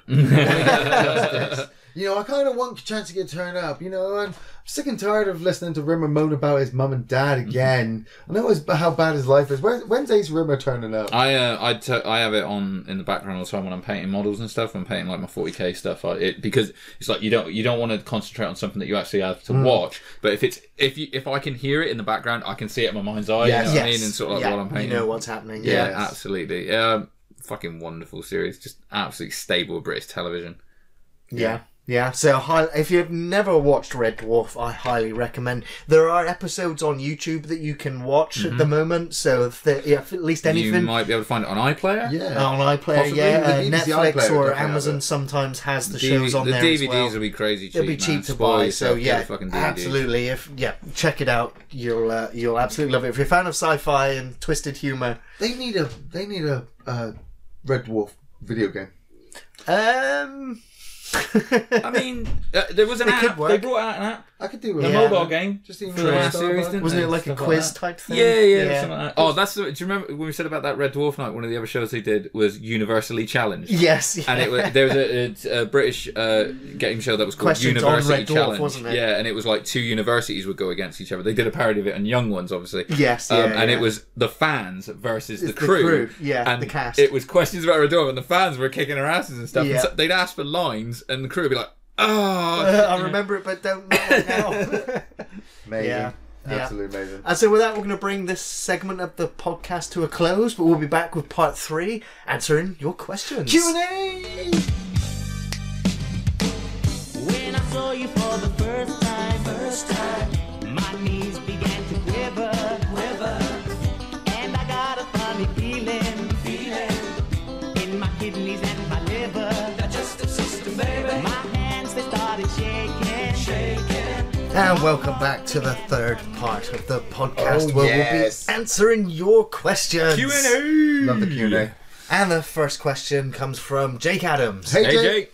All right, looking forward to the monthly chatterings. Maybe one day you guys could make this a bi-weekly deal for Patreons, possibly adding another tier for it. Ooh. Just a hopeful suggestion. Talk amongst yourselves. This is a very interesting question. Now, me and Ian have talked about extra content for years. Ian and I actually talked about extra content again today. Yes. And about how we would love to give more to our Patreons other than the film suggestion. We call it film suggestion, but whatever film you suggest, we do. Yeah. Like there's been no other way around it. Any film you've told us to do, we've done, bar one. Yeah, our Patreon list is now our go-to list. Yeah. Exactly. We don't have our own list anymore. Yeah, it's just a Patreon list, and I do eventually want to find a way to change that. No. That works for us. Our movie reviews are our basis for off-the-shelf reviews, and we do that weekly on a basis. Gary is on my back like that fucking monkey with the cymbals, just like, you gotta edit, get this thing done. I'm like, I'm going, man, I'm going as fast as I can. Stick to it, Windows, stick to it. And Time, then bitch. yeah, stick to it, Windows. That's the go-to line. Yeah. When we want to make extra content, that's the more difficult part, because that is more work to do. And if I could, we barely get the videos and the podcast up on time. Yeah, if I with could, the copyright issues going on, I would just quit all my jobs and just hit sequential Saturdays. I would just start playing video games and get more content out for the patrons. I would just start, trying to. We did discuss doing audio commentaries. It's come up. We've talked about it quite a few times over the last month, and it's definitely something that's going to be happening soon. But it's funny as well, because it will sort of deal with the issues we've got with you guys not being able copyright to issues, because it's basically like we're gonna we're looking at versions of the podcast where we go, right, we're gonna watch The Dark Knight, and we're Press gonna go and through it play together. We're press and play now. Watch it along with us. So Yes. we don't need to upload any scenes from the movie because they're gonna be watching. There are quite a few successful commentators on YouTube. What's that? You forgot what we were talking about. So we were talking about discussing doing more recordings of commentaries, and one of the sections I wanted to bring up for the listeners right now is. Oh yeah, sorry. Andy's just twigged. Oh dear. How would you, as the listeners, as the chauffeurs, how would you love to hear a commentary of maybe the three of us, including Gary, doing an Adam Sandler movie? Oh, what? Why? Oh my god, no, why? An Adam Sandler movie. Why? Because I want to do one that I love and you hate. Right. I think we should watch The Zohan. Oh. We did think Jack and Jill, but we thought that was a bit hard. Yeah, even I struggle with that starting one. my own channel. So that is part of your project, Do you want to see Gary commentate over an Adam Sandler movie? The good thing about it is, as well, I'm as the gonna idea need is some that throat we lozenges. can do it with a lot of different people as well, and do lots of different movies and stuff. So that's an idea for a bit of extra content, obviously. Absolutely. So there is extra content going to be worked. We're looking at what we would possibly do as an extra thank you to the Patreons as well. Is some of that extra content will be early access, I guess, on Patreon. So you might see the podcast a week early, or other videos maybe a week early before they go live then on YouTube. We just as a way of saying thank you to you first. Yeah, we just have to work around the fucking... The timings. But like I said, now that I've quit, one of the things I didn't mention in the first part of the podcast is now that I've quit my job, and you mentioned it, I'm 100% committed to off the shelf reviews now. So well, we always have been. We always have been, but now it's even more of a focus to. And now, once I get past the Halloween hurdle, as this one has been a bitch to get through and not through yet, extra content, new content is on the way. Yes. So, next question is from Matt Midgley. Hey, Matt. Appreciate the hard work as always, guys. And my question for the next podcast is for Iain and Andy, and who they think is currently the best all-round wrestler, i.e. in ring, on the mic, and getting heat or cheers from the crowd.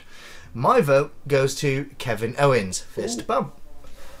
So yeah, I couldn't tell you. Last event I saw was because you were going to say Triple H. Yeah, I mean he's still in the show, right?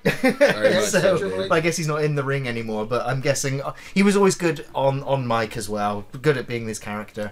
The last event I saw was I think it was WrestleMania Undertaker's retirement match. Even though I think he came back at some point. Yeah. So he does just keep coming around. I mean, there are your greats. You know, but you're saying currently. Currently, I am a fan of Nia Jax. Big silence there. I don't know who you're talking about. I'm looking at Andy's face like, yeah, I do. That's like cool. Nia Jax. I like Nia Jax. She's good. She's a good. So I'll go first. She's actually. I don't think she's good all round. Nia Jax is good for the female wrestlers. Tag team, The Bar. Yeah, but they haven't been. They've barely been there, man. At the minute, if you're gonna go tag teams, really, I would say Revival. The revival have taken a lot of hits over the time since they came up. Yeah, on they've been NXT. booked terribly. Yeah, and they are soaring ahead with the New Day, which has got this great concept. They completely screwed up the Wyatt family. The Bar took nothing. Cesaro and Sheamus took nothing and just made something from it. And they've had a hard time, but they've been tag champs. Yeah, that's pretty damn good. Intercontinental. Oh man, my money is on Dolph Ziggler all the time. The Miz. Sorry, I'll change Dolph Ziggler for the Miz. The Miz is fantastic on the mic, and he's improved so much in the ring. He's so entertaining to see now. I'm going to be honest. I'll give one answer to say who I currently think is, to answer this question, the best all-round wrestler. I'm going to say Adam Cole. Yeah, I was going to go. Baby, man, when Adam Cole hits the ring, He's a fantastic leader of the Undisputed. I'm sorry, you're wearing an Undisputed Era t-shirt right now, actually. Man, when the last NXT event that they had before, I think it was SummerSlam, the last big pay-per-view that we watched. Take over Brooklyn. When the music hit that the Undisputed Era tag team were coming out, I'm like, I'm done. This when they opening fought match Oni is Lorcan and Danny Burch, they in one of the best matches I've ever seen. They are jumping all over the place, kicking each other in the head, doing super kicks, bouncing all over the place. I'm like, how does anybody keep up with these kind of guys anymore? You know, this is what Jericho used to be like. Yeah, Jericho's. You know, now Jericho's a little bit older, I'm just going to say. You know, he's not able to do it as good as they are, but Adam Cole, yeah. Outside of WWE, I'd probably go with Pentagon Dark, and maybe Kenny Omega's up there as well as one of the best in the world. Yeah. I'm not amazingly keen on him on the mic necessarily though, but in ring he's pretty phenomenal. Depends on the style that you like though, man, because Kenny Omega gets a lot of shit because it's like high spot kick out, which is like a lot of people don't like that style of wrestling. You know, I just watched Pete Dunne and Ricochet, man, and I mean Ricochet's amazing, but Pete Dunne is just like, everything he does makes sense. Everything he does looks like it hurts like a motherfucker. So yeah, but they've got to get the story behind them. They've got to introduce and I think that's good as well. In. Yeah. Adam Cole has got he's got the Undisputed Era to just be able to just walk around. He's going to be Shawn Michaels. Yeah. Eventually he's going to be Shawn Michaels, really, which I know is like a lot of people compare him to, but it's like, yeah, there's a reason for that, so that's what I say. Kevin Owens is a great pick. I feel bad for him for his booking at the moment, because Kevin Owens is he might be actually the best on the mic at the minute in the company. Ring wise, the size of the guy, he shouldn't be able to do half the shit that he does. And again, he's another guy who, like, everything he does seems to make sense. Everything he does hurts. He does suffer a little bit from hitting those transitional sort of, like, you know, spot moves a bit too heavy, and like, you know, fucking DDT used to be a finisher, now it's a fucking counter that everyone kicks out of. But I'm nitpicking at this point. Kevin Owens is fantastic. Yeah. Nice. So next question is from Matthias. Hey Matthias. Well, if I was really the first Patreon, it was audition first, which you're welcome, Iain. I know you reacted quite well to that That one. film is boring as fuck. Question. Thank you. It really is. Yeah. Oh my See, God. another Get one. some taste. I'm not wrong. I'm not wrong, am I? I'm not wrong. No. You're on with Fucking that. boring fuck. Maybe you should do a Rowan Atkinson theme sometime. Nice. What is your favourite Blackadder episode and or moment? Oh. Oh man, that's tough. We should pause this. It's so we can really write this all down. it's Yeah, really tough for on the me spot. because I've never seen a full episode of Blackadder from start to finish. Oh really? Yeah, really. I never was interested in the silly costumes, the period piece set of it. I've seen skits. I've actually since Wait, I Is missed he it talking all. about the whole season? The whole. Well, he's just Oh, saying any of it, all favourite of it. Blackadder episode. Because so. Yeah. right, so for me, Blackadder was really, really difficult to get into because I caught the World War One stuff. Yeah. Yeah. Blackadder World goes War One, fourth. which was absolutely brilliant. And then obviously step back and he's evil in the Edwardian times, which was He's always a really dick. cool. Yeah. No, he wasn't. In the Yes, he was. in the first one, he was a dick, but he was a weak dick. He was really obviously. Flaccid. Yeah, Limp dick. yeah, he was a limp dick. He was not the Blackadder that I knew, and I'm just like, okay, you have to get your head around the whole timeline thing and go through that this character exists all over time, and then when they make the specials where he's actually in Christmas present day, one. and he starts traveling back in time to meet himself. Oh, back and forth. Yeah, Yeah, that's great. me, favorite Blackadder moment would have to be going over the top. That's exactly what I was going to say. Yeah. There's absolutely no doubt in my mind that is the best moment It's because it just- is ridiculously poignant and will live on forever. Yeah. Seeing them charge across no man's land at certain They've been depth. sat in these throughout- trenches they're for you know, for he's a months. coward. He's an abject coward, isn't he? He's a rimmer, you know. And at the end of the day, he's literally sort of like, you know, he says, you know, it's like, we're really going over the top. He's like, unless I can think of something very quickly, and he's like, literally, he has that realization of, nope, nothing comes to mind, you know. And Baldrick was just. Tony Robinson's fantastic. Blackadder was my dad's comedy. You know, growing up, he was always watching Blackadder. I Yeah. kind of just, didn't get it. but- I was more of a Mr. Bean. I've watched all Mr. of the Bean, Mr. Beans. Yeah. Yeah, I love Mr. Bean. The what- movies are great. Yeah. Yeah. Was he an angel? Did he fall from space? Did the What- He alien was an drop alien. him off? He's an alien. Yeah. Yeah, that's what it It's was. no, he is. It's answered in the cartoons. My kid Yeah. watches it, and it is actually there's an He's episode an where you alien. see. Like, I think he goes home. So when he goes to America in the movie, he's an alien in America. Yeah. Put in He's- the military role. There's lots of aliens in America, yeah. but yeah, he is an alien. It's Love fantastic. Brown Egg I guess my favourite Mr. Bean moment, I got two. It's one when he's doing the test. And he's, you know, there's all the pens on the table trying to cheat. Yeah, and yeah. Haven't you got like a Spider-Man he brings out Yeah, as well or yeah. something? Like, I love the one where he goes to the cinema. We used to watching use some of Nightmare on that. Elm Street. Yeah. Nightmare on Elm Street. I love the one where he has a house party and he's got the twiglets. And he oh ends up god! taking some Twig. twigs from the Actual branch twig. outside. Dips them in Marmite. Dips them in Marmite, yeah. When he sets the firework in his It's the paint, apartment, the the paint paint bucket, apartment. yeah. And that guy wanders in, and there's a man-shaped pattern in the wall. Yeah. I think that was my favourite. Was the exam where he's sort of like doing trigonometry or something. He's got the wrong exam, and then he's trying to like scribble through it. Funny as hell. Remember the bit in church where he goes to church and he falls asleep, and there's that He gradual, finds the sweet and he puts it in the pocket that he's wiped his nose on. Like, Yeah. when he makes the sandwich. Yeah. Which, When he's in the park and he's sat next to he's got the sat fish next to and he's the guy, whacking him on the whacks back. the Yeah. fish, Angus he gets the Deaton. bread out, and he fucking chops Isn't it? It's up Angus with Deaton is in that. Yeah. swings the lettuce around in his sock. Yeah. Class. Yeah, so Blackadder going over the top. yeah. Next question is from Birds Elope with the Sun. Hey. Hey, birds. Gary, since you're a Children of Bodom fan, Oh, are here we you go. also a fan of a similar band, Kalma? If not, check them out. They are amazing. One of my favourite bands. Also, speaking to everyone, what are some of your favourite bands? Doesn't have to be metal. Metallica, Andy. woo! Which is their full Metallica. name. Do you remember when Gary was going through his rock phase?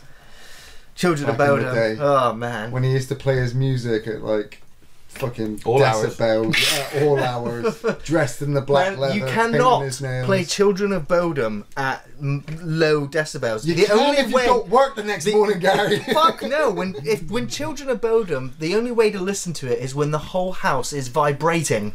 That's He's the like that only meme way where to it's like, listen to I it. don't always listen to metal, but when I do, my neighbours do. Man, Yes. man, Children of Bodom. I remember coming around to Children your of Bodom, a apartment. bit of Corn, a bit You of know, Disturbed. he's just like, I'm just gonna put some music on, and then this Children of Bodom hits. And I'm like, what the fuck is this? Yeah.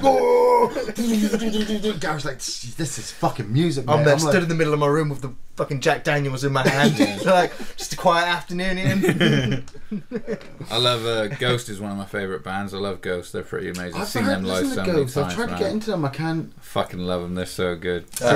Birds, you've Cancer suggested Kalma, and I've listened to Kalma because obviously when you listen to Children of Bodom, you get your recommended or Yes. similars to. Yeah. Never didn't quite take them. The guitar work in Bodom was what kept me, not the lyrics. See, Though some of the lyrics are pretty cool, badass. I'm a badass Limp Bizkit fan. Well, you're a Limp Bizkit fan. Yeah, I'm one of them. Oh, I you know know. Limp Bizkit. They're fine. Yeah. But other favourite bands. Amon pop Amarth. rock. Big fan of Amon Amarth as well. Fleetwood Mac. Fleetwood Mac Yeah, were man, I love the awesome. classics. Yeah, Fleetwood Fucking Mac. bring me some Journey anytime you want, man. yeah, Insane yeah. Clown Posse. Yeah. I know you went through a huge Insane Clown Oh Posse phase, God, Ian. mate, calling Man, I everyone love all juggalo. types Like, of- what yeah. the fuck are you talking about?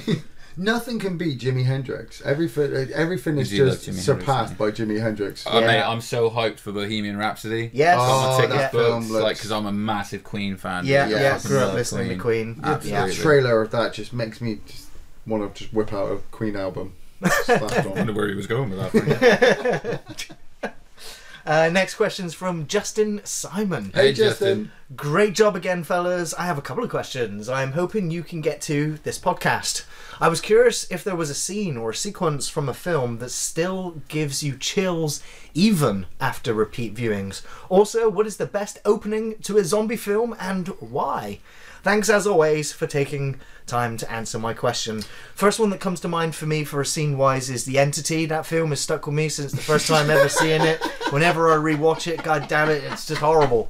Horrible. That gives you chills. Well, the liquid nitrogen that they use at the end to try and The capture music, the it's- grabbing of the boob. Yeah, it's You know, haunting. just- It's scary. It's That it's fucking, the first one that came to mind. that it's deleted, but that as in a deleted scene or an alternative. But that fucking spider walk that she does in The Exorcist down the Oh, stairs, that's pretty nasty. that one Yeah. fucking dropped me for 6. That one definitely chills is one way to put it as well. Yeah, Man, there are so many. I mean, the first one that did pop to mind. I was like, no, that's way too harsh, but I'm going to drop it anyway. The sequence in Irreversible. I knew you were going to fuck it. Sorry. I was saying no with my eyes, and I knew you were going to say it. I was like, don't bring it up. Man, Yeah. that That's sequence. horrible. I mean, Oh. sequences like that give me chills. You know, when we watched Levels on the podcast just exploded. Like me and Gary. Like, audio no! levels, dropping the headphones. But, you know, watching sequences like from I Saw the Devil and shit like that. Really, really deep family close Yeah, shit yeah, that hit yeah. me. That's Give me the difficult chills, to get past. Actually, you know what? I'm gonna really knock it out. When Thomas J dies in My Girl. With those I bees, remember man. that. I can't remember. Yes. Okay, a It's good hard. one that gives me chills in a good way. It's not from a film, it's from a series, right? Right. Second episode of Daredevil season 1. Okay. Okay. Where this kid has been kidnapped by the Russian mob. Yeah. And so Daredevil finds out where he is, and he's basically, you see flashes of it all the way through. And this dad is frantically looking for his son. Son's only like 10 years old. You see bits where like he's being held in this room, and the guy will go in with an apple for him, and he'll open the door, and all you hear is like, "Where's my dad?" It's harrowing, sort of like think of that for your child. And Daredevil finds out. And he walks in, and there's a room with about 3 doors off of him, and a door at the end where you know the kid is. In each of those rooms, because you do a 1-camera shot, you see there's mobsters sat around a table fucking doing a bunch of mobster shit, playing cards or whatever, okay? Yeah. And in one shot, he just walks into a room and shuts the door, and you just hear some fumbling, and then a body flies across and there's a fucking 1-shot fight in a corridor Nice.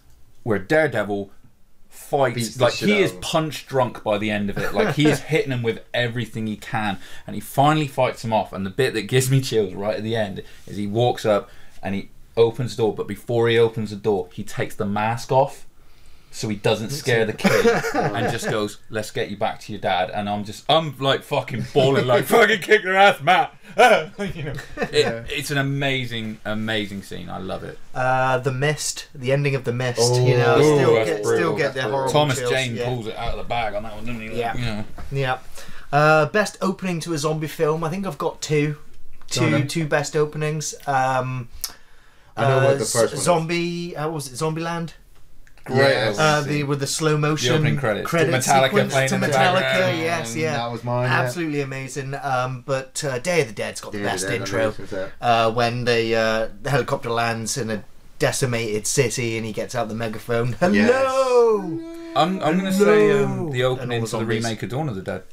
I think that's a great opening, you know, with the kid and the everything. kid in the bedroom and that, and then she's running away. suburban area. Yeah, man, I think that's a fucking great music opening. kicks in with Johnny Cash. That fucking that is a great opening. You see, like, it pan out and like the explosion at the gas station and Yes, stuff like yeah. that as it goes on. Yeah, It reminds me ambulance of Dead crash. Rising in a way, that Yes. kind of pan Yeah. opening. So Yeah. that's always been my Yeah, favourite. that's a great opening. See, Zombieland's a great pool, dude. Yeah. That's an amazing opening. See, my other one was just Dawn, because it's not even like an opening. It's just like, boom, here's the name, and she wakes up. Yeah, And I remember in the first time newsroom watching it, that it's like, well, happening. what the hell's going on? And I just followed her Yeah. all the way through this story, and then by the end of it, I was like, I love zombies. Yeah, yeah. Giorgio Romero, Yeah. legend, And absolute then, legend. Day with the opening for Day was just that newspaper, the dead walk, Yeah, yeah. The hands coming out of the wall. the titties and Shaun of the Dead was good with the way they sort of like no one was a zombie, but you had them kind of like shuffling along at the bus stop like they would as a zombie Yeah. and stuff. And then there's all the On the actual callbacks and zombies, stuff. yeah, Yeah. it's the same. Like he's on the bus like this, and everyone looks like they're dead already and stuff like that.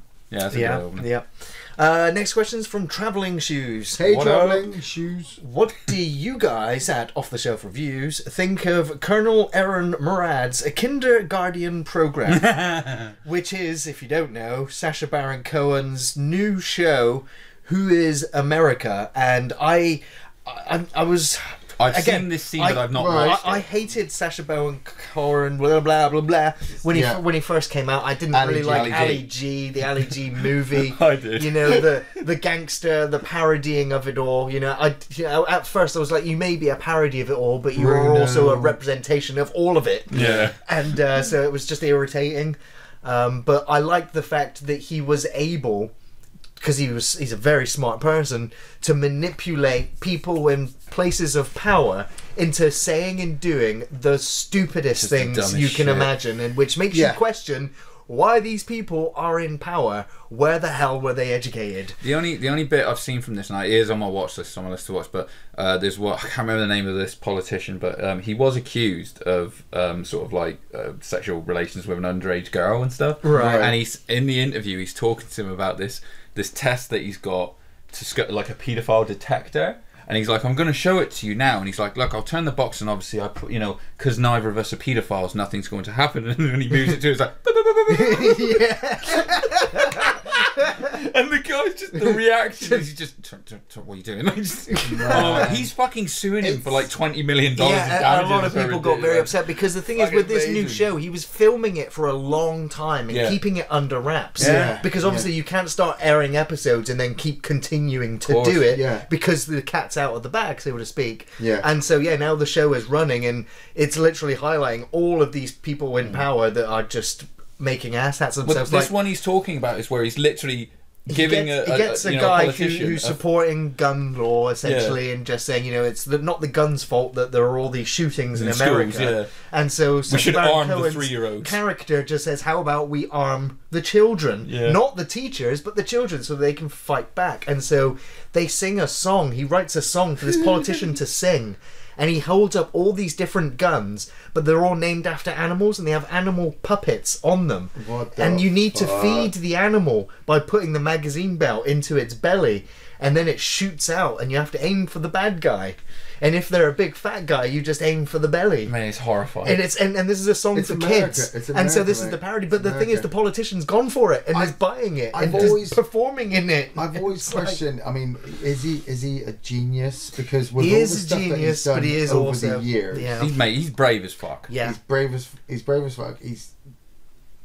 Isn't he married to Isla Fisher? Yes. Yeah, Damn, yeah, she's fine. yeah. She was, she is. So yeah, home and away. Shouldn't give guns to 3-year-olds though. I think- Yeah, if anyone's wondering what I our think you stance should- is. yeah, But that's the we're- joke, isn't it? That's the Yeah. thing. He's just like, look, this Well, is it's that what's thing where it's like, happening. it's so ridiculous. Like, no, of course, it's not a question. Of course, you don't give a gun to a fucking 3-year-old. You shouldn't give a gun to anyone. Like, He jokes. It's like, oh, we've tried giving them to 2-year-olds, but you can't. They're called the terrible twos for a reason.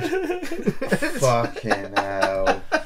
the guy's like, yeah, totally buy that. Yeah. Yeah. So it's Especially since he's it's playing interesting like watching. a reformed It's like Israeli or cringe something. humor, you know. You're just like, how far can he take it? It's like slowing And he down for can a take it car wreck, all the dude. way. You just can't look away. Yes, yeah, absolutely. And so it's fascinating watching it. I will probably watch some more of it just because it is just, it's Compelling. yes, Compelling. yeah. So next question is from Grandmaster Gav86. Hey, Grandmaster. Yo. So, a little question: is Gaming Friday dead now, or is it just on hiatus? Well, it's as I've said in the previous podcast and in the last Gaming Friday, we had to end it for a little while because we were getting to the point where those videos were, in my opinion, being rushed. You are building yourself up for a comeback. Yes, right now I'm collecting a small collection of games that I do want to cover. It's just that right now, with the bulk of copyright claims, we lost about 40 videos. Yeah. They've all been taken down. We get messages on Twitter and Facebook all the time saying, I really want to watch this series of reviews. Why but is this blocked half in of my them are blocked country? in my country and all this, and it's like, I can only appeal so many copyright claims on the channel at a time with fear of too many strikes before the channel just disappears before your very eyes. But we come back in a sequel. And it's a case of Robocop re-editing those videos or waiting for those appeals to run out so that I can send off more appeals to try and get those videos back up. And while he's doing that, And whilst I'm doing all that, I cannot be researching, playing, recording and commentating on any other content because I'm too busy re-editing the new video to go up or battling the copyright studios at the moment. So it is on hiatus for now. I have actually recorded footage for a next Gaming Friday. yes. It's not complete yet. It's a video that I want to show different parts of the game as well. So, but yeah, it's I miss it too. So it will be back. Next question is from Rene Rodriguez. Hey, Hey, man. Renee. Hello, guys. I just wanted to say that movie studios should be paying you guys for your reviews. I've been saying that for We, years. we all agree. I've purchased Blu-rays of some of the films you guys reviewed simply based on your review. That's awesome. My question this week is, which movie are you guys looking forward to the most and why? Halloween, the 2018, or Suspiria, 2018? Thanks for the awesome videos. I'm going to go on a limb here and say I'm not a big fan of Dario Argento who does Suspiria. Yes, the original, but this is It's a remake. this is an American remake. I know- I've not actually seen it, so I'm going to I've just seen basically Suspiria, say Halloween. Yeah, I know- Suspiria is a very atmospheric horror movie with lots of insects. I Yeah, remember. Dario Argento's Italian 80s horror was a bit difficult for me to make my way through. Me too. I did struggle, I- but I did also enjoy and appreciate the difference. Yeah. When they make remakes, Yeah. I'm tempted to just go and watch the remake instead of going back because I know what I'm expecting with Dario Argento. You know, I know that his camera work, his music, his editing. It kind of gives me a headache after a while. So if I'm gonna watch Suspiria, which I don't think I will because it's Suspiria. It's one of his absolute best. Yeah, And so that's why it's, it's the same with Halloween, I guess. It's one of John Carpenter's absolute best. Now Halloween is Yeah, but Halloween is very different because Suspiria is a Halloween- remake, whereas Halloween is Well, like, it's an alternate universe sequel. Oh, is it? Oh, Yeah, okay. it's ignoring all the other Halloween sequels. Yeah, Oh, that's sorry, a bit right, okay. fucking Yeah, yeah, yeah. bullshit. I just sat through and watched fucking 11 films. It was and like what did they were going to do reviews. with Alien 5 being a new Alien 3. They now did you it. tell Did it me- with Superman Returns, didn't they? Where Yeah, it and they were like, dovetailed this off is of after two. Superman 2. Yeah. So it's That's that. just, I It's an can't alternate universe do film. that. I mean, I'm gonna see Laurie Strode come out. She Yeah. should be dead. She fell into a tree. But that's not happened. That But happened in a that's different not- that didn't universe. In a different Halloween universe. 2, they should have followed on from Halloween 2. Yeah, they're ignoring that one They are as well. completely ignoring Halloween 2. I thought they were following on from No, two. No, they're following on from 1. Oh, okay. He That's a shame. Where he was Two shot is and it disappears and runs off. Two- he such gets a shot great and he fucking gets sequel, captured man. and he's all locked up and it's just Yeah. it comes down what I gather from what I've read. I can't remember if I've wikid it or not. The film has It had gets- had screenings and they were positive from everyone Yeah, that saw the it preview. mixes the paceful slowness of Carpenter's original Yeah. with the upbeat, violent aspects that Rob Zombie's brought in to bring it up to present day in his first one, not his second one. I think they've managed to encapsulate all of that with Jamie Lee Curtis into this one film, and this is like, we can go again, but we probably won't bring it down. We'll just It's kind of like this film shouldn't get sequels. Yeah, that's what you're kind of hoping, but we are on the 12th one. Technically, yes. Technically. Yeah. 12th, yeah. Jesus, that's crazy. Yeah. Sequels of spin-offs of When's he going to prequels of space, reboots. damn it? Yeah, I'm excited for Halloween. You know, I'll probably go and see it in the cinema. Suspiria, I would probably just, again, I would watch the original. I'm not too excited about it. I'm not going to...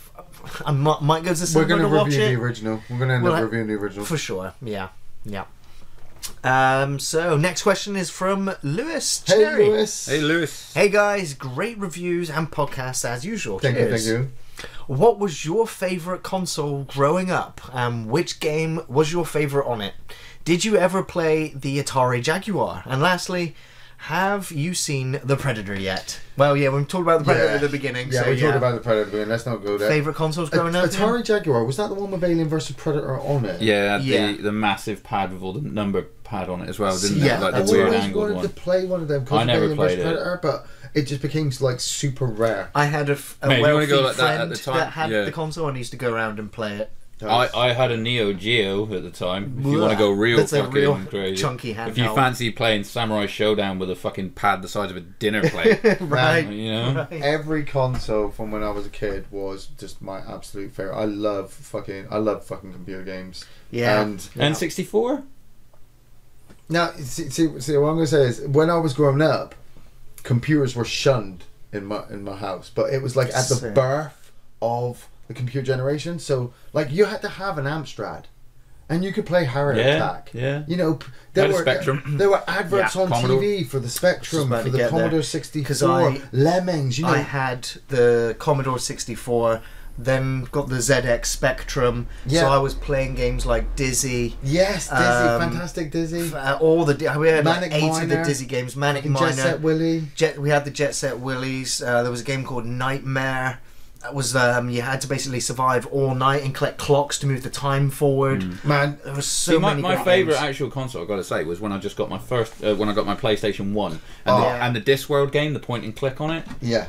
Christmas Yeah. present, awesome. That See, was I great. I would have thought you said N64, considering what you messaged me the other day, you cheeky bitch. Yeah, well, I won your 64. You know, but that's He why I fucking love my... messaged me going, I know what you can get me for your for my birthday. I'm like, Your that's not how it works. Yeah, and he's like, does your N64 work? And I'm It's like, just sitting yeah. in your attic. It's not, it's in my fucking man cave. Well, I want to play it. I want to play WWF. That's what Attitude. happened with my original No, Xbox. no mercy. Man, no mercy. When I got my NES, oh man, cartridges, the Super Nintendo. I was caught between the Mega Drive and Super Nintendo.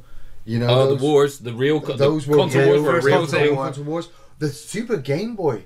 He put your Game Boy games into Super Nintendo. That was absolutely amazing. That was class. PlayStation comes out, Metal Gear Solid. Oh my god. Yeah. Finding out that the original game was on the Nintendo, I was already going back while everybody was getting ready. On the NES. Yeah, Yeah. I jumped on PS2, and I remember starting playing Xbox before Gary, and Gary was still playing Time Splitters 2. Absolutely loved Time Splitters Classic. 2 Yeah. on the PS2. Then when he hit Halo, that was it. He was Microsoft reborn. This guy, I couldn't keep up with spending out how much money on new computers. So, you know, the Xbox came out, I had one, but it was second hand, and I had to wait for a 360.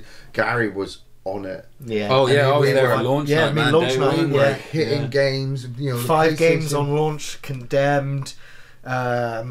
Perfect Dark, Zero. Quake 4 I got as well. Call of Duty, There was Dead Rising. Call the of Duty. cartoony game. 13, no. Viva Pinata. No, No, that was much later. There was like lots of different Cameo, animals. Elemental Cameo, Power. yes. Cameo, Elemental Project Power, Gotham yeah. Racing. Yeah. What the other one was? Gun. Gun. No, was it Gun? I'm sure Don't know Gun if Gun was was out released, on a release. Maybe. Yes, it was because it was out on the original Xbox as well, but it was like an HD version. Yeah. So it's so hard, but if I had to pick one, I would go Nintendo 64.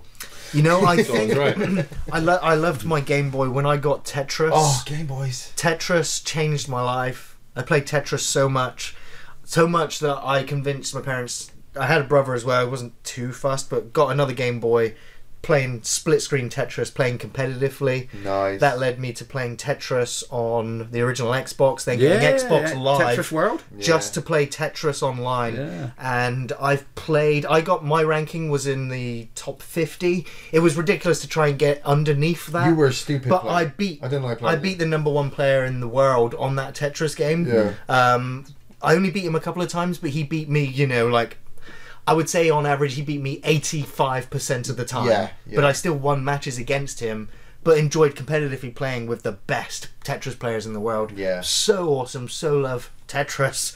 It was one of my first ever zone out game. Yeah. So the Game Boy is Nintendo where that comes back to. Nintendo are disgusting. The Sega Mega Drive is the one that I begged parents that I need the Sega Mega Drive. I need Streets of Rage and Altered Beast and Echo the Dolphin, Earthworm Jim, Mercs, Terminator. Robocop versus Terminator. There was so many Sonic fucking series. But I will tell you that I did transition then though before the PlayStation or around the PlayStation to PC, and that was when I fell in love with full motion video games. Yeah. Like Seventh Guest, 11th Hour, Wing Commander, Phantasmagoria 2, Command and Conquer. The LucasArts games, Monkey Island, there's a couple of other types of games. There was a Road Warrior type game they did. So PC, I stuck around on there for quite a while before going back to PlayStation for the Resident Evils, the Silent Hills and Tekkens. Yeah. That is exactly why, because I started on the Amstrad and the Commodore. You just put the game in, you fast forwarded the tape into a certain time and then loaded it from there because the tape had to beat up. That's how I always knew that PCs. I could never have a good PC because if I ever get a good PC and somebody says, "Hey, put this game on there," that'd be it. I'd be divorced. My son would hate me. I'd have no job. I would be that guy from South Park, with the headset because I would just be in that game with a console. Scroll over it with your mouth cut turn it on, play it long, then you turn it off and go. Yeah. I took a paper round for 3.5 years to buy my first PC. Nice. And I got more. The thing is, I begged me dad. I was like, look, I need a PC. I've been to a friend's house and played Command and Conquer and Duke Nukem. Yeah. I need Duke Nukem in my life. So I want a PC, and it was like £600-700 or something. And I think I can't remember its hard drive on it. It was just like a couple of megabytes. Floppy disks and everything. And so my dad brought it for me like that weekend, and then I had to pay my dad back every week with me pocket money, with me money from the paper round. But and so that's why I kind of loved my PC more than the other consoles, because they were like birthday or Christmas gifts to me and my brother. But the PC, I earned it, and then the games on it. We just love games. Love so games. Many games. Love games. That's why I missed Game of Friday. I'm going to talk about more games. Oh, man, too soon. So next question's from Craig Hall. Hey, Craig. Hey guys, sorry for the late response to this post. I've been browning my manly tits in Spain the last week or so. Great. Okay. Hope I've got this question in time for the podcast. Yes, you have. I think we can safely say that we live in the golden age of the superhero movie, thanks to the Marvel Cinematic Universe and DC playing tag over the last 20-ish years. Yeah. What neglected movie genre would you like to see dethrone these giants? Let's not say sci-fi, because there's been plenty of Star Wars, The Predator, Blade Runner, so plenty to represent sci-fi genre. Even if it has been shite. Yes, most of it has. Keep rocking the podcast, lads. Fist bumps to y'all. Fist bumps. See, I was thinking about this one, and I don't think you can dethrone them. But if you're gonna make something big and epic, let's have a western. That's exactly what I was going to say, man. But the western genre has never really gone. It's come back and kind of just been in... No, but you're talking about when it was at its height with like John Wayne. I grew up with my dad watching westerns every day. See, I was thinking more of you go back to like the old Sergio Leone. Do the westerns Clint like that Eastwood. anymore. You just have this hero walk into a town and clean up. And then you bring out another, like Django Unchained, modern was John Wick. really good. Yeah, but that's the thing, is you can tell modern stories. You just put it in that setting. Well, I always joked around that the best western I'd seen in ages was the Book of Eli.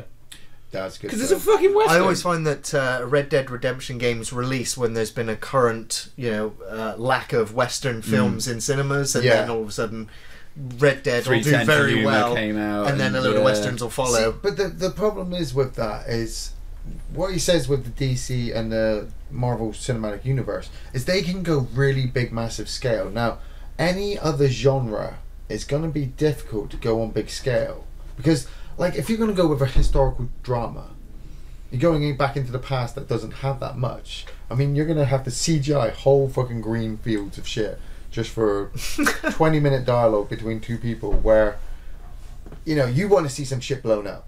Well, that's what cinema audiences tend to want these days is shit needs to blow up at least every 7 minutes or they're bored. But now it's like every 4 minutes. Okay, but can you imagine... So you have to have an action beat every page of a script now. Yeah. You know? Can you imagine a remake of Gone with the Wind in IMAX?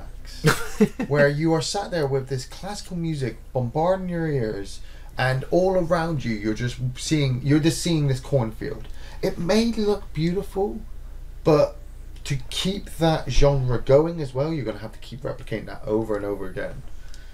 It's a genre, so it's like, you know, I mean, if they're gonna, like, you know, dethrone him, Adam Sandler movies. Oh man, I smell that. Oh man, give me some good old monster movies. More monster movies. Yeah, like good I know shout. Quiet Place has some people who are really upset with the choices that the characters make in the film, but it's a good monster movie. I like it. Give me some more better monster movies. I wanted More Meg Godzilla. to be awesome, but it wasn't. It was generic. But yeah, I monster movies. You know, like I said, I like my kaiju movies. That's why I was really happy with Rampage. Really gutted and disappointed with Pacific Rim 2.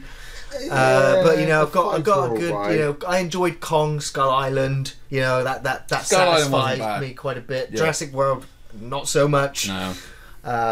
But yeah, you know, I love me sci-fi and I like me monsters. Yeah. Superhero movies. Dude, you know, after Greatest Showman, it might be fucking musicals that dethrone everyone because people have gone crazy. Yeah, for that. Mamma Mia. Yeah, Greatest man, Showman, my kids new obsessed with musical them. this Christmas. Yeah. Anna's fucking Christmas zombie Yeah, movie. yeah, Anna and the Apocalypse. So yeah, Musicals could do it. but you know, I reckon the hero fatigue could. Like I said earlier in the podcast, Marvel's going to have the uphill struggle after they finish out these Avenger movies and contracts end, characters die, and Where do we go? how do you up the ante? Secret And War. it's like the only way to do it is to bring it back down and tell more personal stories.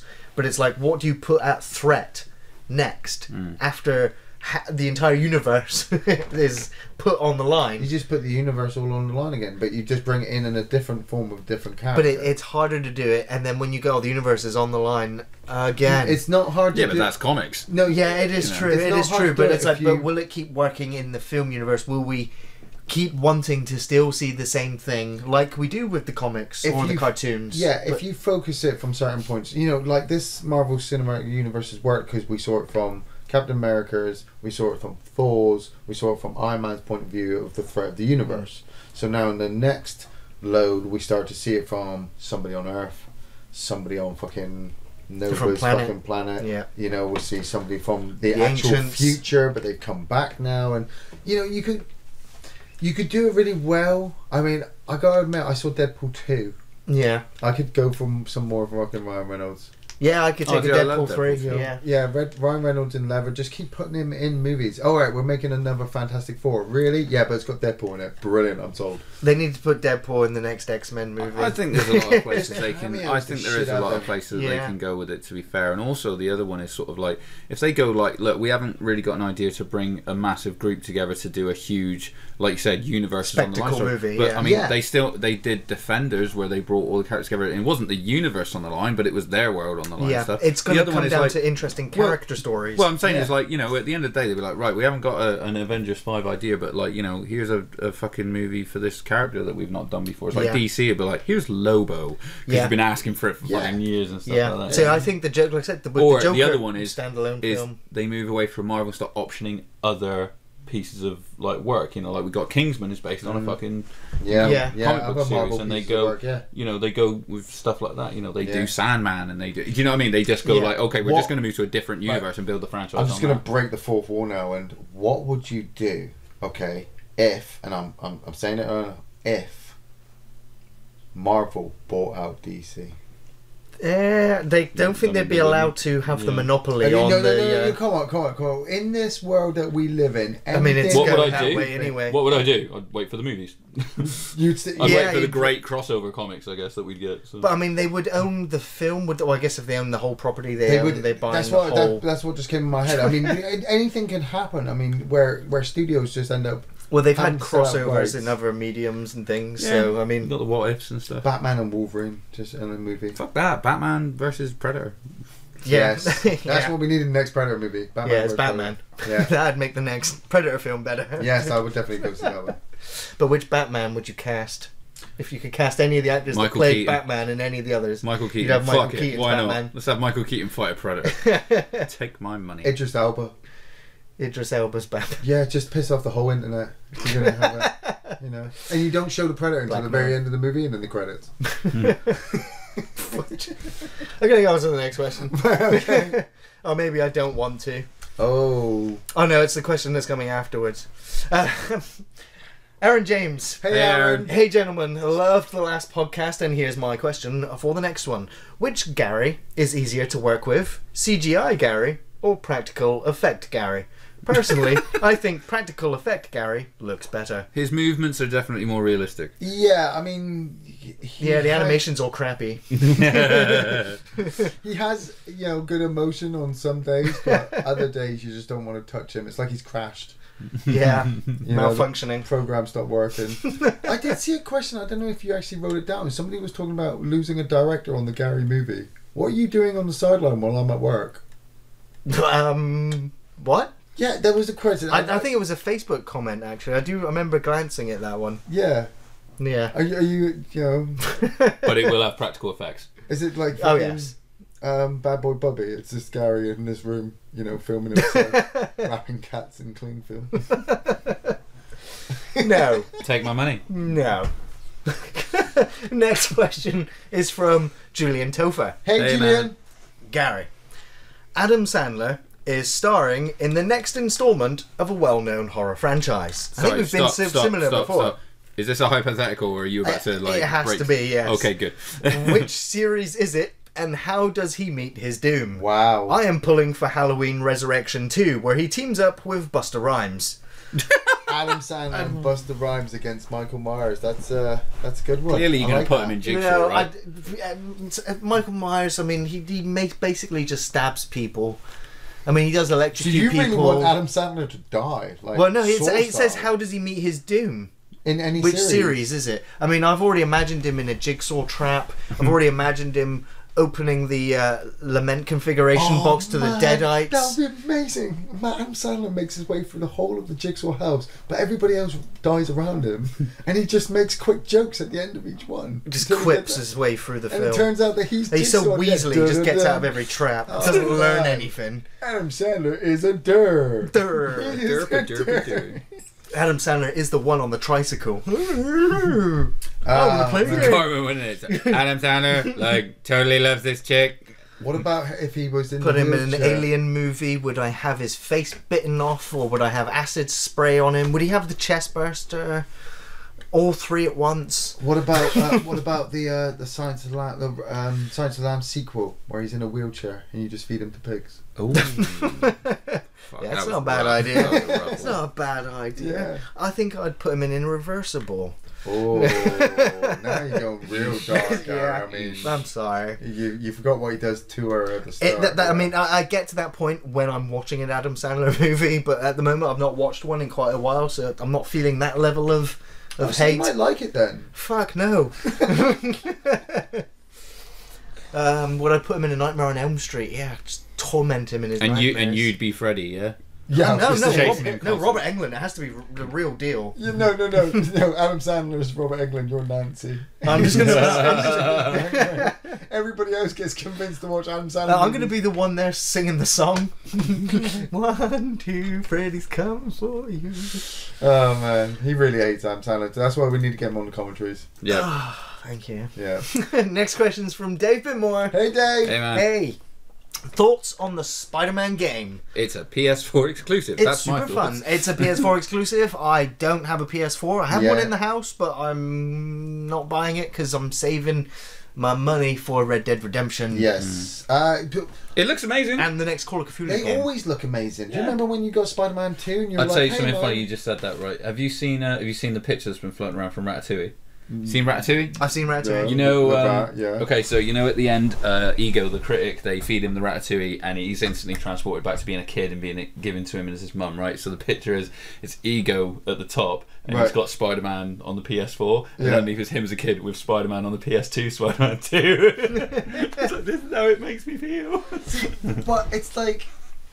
you're just flying around the city, just being It's everything. I really do want to play it. It's been received very well. It's a Batman game with Spider-Man in it. Yes, yeah. And, you know, the Spider-Man games that I've played, web slinging around the city was really satisfying. I've never really played that many bad Spider-Man games. Yeah, no, that's there's been a few. But that's my thing. The Spider-Man game looks absolutely amazing, but it's just PS4 exclusive. That's a shame. That is the shame. Because Sony. Yeah, because I would have gotten it otherwise. Again, I don't really like the PlayStation controller. I'm not gonna. I can't be bothered to get it set up. It would have massively sold out, and it will sell out once the rights might go to PC eventually. If it goes on PC, I'll probably pick it up. It'll be on every console Eventually, maybe. And they may have signed just a full-on exclusive. Didn't really when check. it comes out on the Switch, you'll be able to fucking switch with your hands. That'll be cool. Next question is from Jack Hawkins. Hey Jack. Hey boys, love the last podcast as always. My question this week: if you had the choice of, oh my god, what the? I love that this is the thing now. Adam Sandler. Nice. If you had the choice of watching every Adam Sandler movie back to back, or watching The Room 100 times back to back, what would you choose?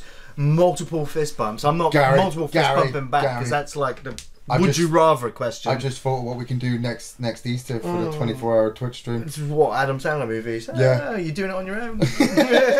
You'll hear me sleeping. No. And it will be our choice. I love You won't even need to sedate me. I love The Room. Yeah, man. but That movie's 100 funny times as in a fuck. row.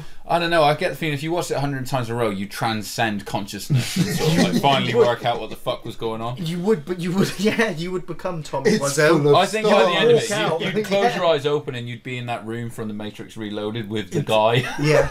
But it'd be Except- Tommy Well, Wiseau. the thing is, that Matrix room would be all the room sets from Yeah. the film. I was and saying, they'd the guy all in the be chair would be playing Tommy out at the same Wiseau. time, yeah. but hi, Gary. How many Adam Sandler movies do you go through until everybody starts to look like Adam Sandler? It's like being John Malkovich. Yeah. It's like being Adam Sandler. This is Pinhead torturing me in my own personal hell. We're getting Turns him out, on Gary, you're we're in the getting him bad on the place. comment. I'm in the bad place. Yes, I'm in the fucking bad place. I can't answer that question. Yes, There's you a can. trick. What's the third option? Alright, if I'm having to choose. Look, surely... Okay, no, I'm going to make no, this really no. easy. Adam Sandler hasn't done 100 movies. Exactly, that's why I was So going to you don't choose have to that. watch So it's the- not 100 movies back to back. Yeah. And I'm not even going to say that. I'm not What- even going to what were we admit gonna that there are say? a few moments in Adam Sandler movies that make me laugh. That Well, are early not ones, Happy Adam Gilmore, Sandler. for example. or Happy something. Gilmore has a couple of moments. I did love Little enjoy Nicky. Christopher Walken in Click. Oh man, but you gotta sit through shit like what Punch Drunk Love. Yeah. Spanglish. What's that animated one with the fucking Christmas? Oh, I can't remember. That was dreadful. Oh fucking hell! He was in Airheads though, technically. Airheads are great. Yeah. movie. Airheads is no. great. But I'd start with Airheads as well, and then work my way up. You know, and then you get Salma Hayek later on. That's fucking fit. Oh, Oh, then dude, you I get like like Grown-ups. Funny People, Yeah, whatever I it know, was called. that's okay, Andy. You I like like the two grown-ups movies. They're Yeah. funny. Stone Cold Steve Austin's in one of them. I dude. know, that's even what makes it worse. Don't Steve Austin's No, in the because he sequel. punches multiple dickheads. That movie's got Stallone and Schwarzenegger in it. Really? I mean, both their kids, but still. Technically, it is. yeah. Technically DNA. Okay. Next question is from Mike Collins. Hey, Mike. Hey, Mike. My 4-year-old is currently singing along to the end credits of The Lorax. So, inspired by her, I'm going to ask, what are some of your favourite film soundtracks and Ooh, scores nice. are? Judgment Night is a personal favourite of mine. It features some great collaborations between hip-hop and metal acts. Some of the other end of the spectrum, you can't fault the Pulp Fiction official soundtrack. Agreed. Yeah. Most of Tarantino's are Soundtracks pretty fucking are tight. great. Kill Bill's really Yeah. good. the soundtracks recently for the Guardians of the Galaxy movies were absolutely fantastic. Easy listening, feel good tunes. The Deadpool soundtrack. I mean, I've been listening to them. Holy shit fucking balls. head. Oh yeah, You know, I love the X-Force rap as well. Yeah. Sexy motherfucker. The Juggernaut song was fucking good. Yeah. Anything by John Carpenter for me, but that's a real personal. If I'm gonna go, Phil, I think RoboCop theme tune is just amazing. Yeah. Terminator. Terminator. I was going to say the Dark Knight series. The music in Conan the Barbarian is fucking epic. Yes. Commando. Just to bring it back Star to Adam Sandler, I Wars. like the Little Nicky soundtrack. That's got some choices like new metal tunes. No, but it's all like new metal tunes, isn't it? And stuff like that. So it's good. Yeah. Aussies on it and stuff. You Aussies know? on Yeah. Through the Never. But I mean, technically, that's just a Metallica album. But you know, Pretty much, yeah. That was a good one. Yeah. The Superman theme tune. Oh my god, that's so amazing wonderful. as well. Indiana Jones. Oh, Yeah. beautiful. Jaws. Well, yeah. So I didn't know. Paul's got a good soundtrack to it as well. Yeah. You know, the Alien one. That's a groovy soundtrack. We got that one. My wife Donna buys a lot of soundtracks actually. Do you know what's So a I really prefer good film soundtrack? scores to soundtracks. Yeah, I know what you mean. She But, likes buying soundtracks, and it's like I like the ones that are mixed. Yeah. So you get like Score Paul's a and really the good one. You get songs the from them score as and well. songs That's in it. cool. Yeah, I got the that. best one. Ready? Hold on to your fucking butts. Moonwalker. Moonwalker's the fucking shit. Yes, mate. Cannot get enough of Michael Jackson in that whole fucking film. Well, you haven't got a choice, really, have you? When he turns into a that's all. robot. He's in every fucking Man, when scene. he turns into a car, yeah, mate. Fucking Speedy Man. Yeah, What about submarine. any of the Will Smith movies where Tommy. he used to do his own title tracks like Wild Wild West and Men in Wild Black? West. Wiki Wow Wow. Oh, Me and God. Artemis, Yeah. Clyde Frog, Wiki Bang Bang. We're the bad Fucking boys. Men in Shoot Black. shit up. Yeah. Do you see, sorry on that, do you see they released a picture from the set of the new Men in Black with fucking Thor Yeah. and Chris Hemsworth? Yeah. Ironically, weren't wearing their black jackets. I was like, you have one job. They got ties Right. though, haven't they? Yeah. That, they gotta wear the jackets. But then, yeah, some great soundtracks.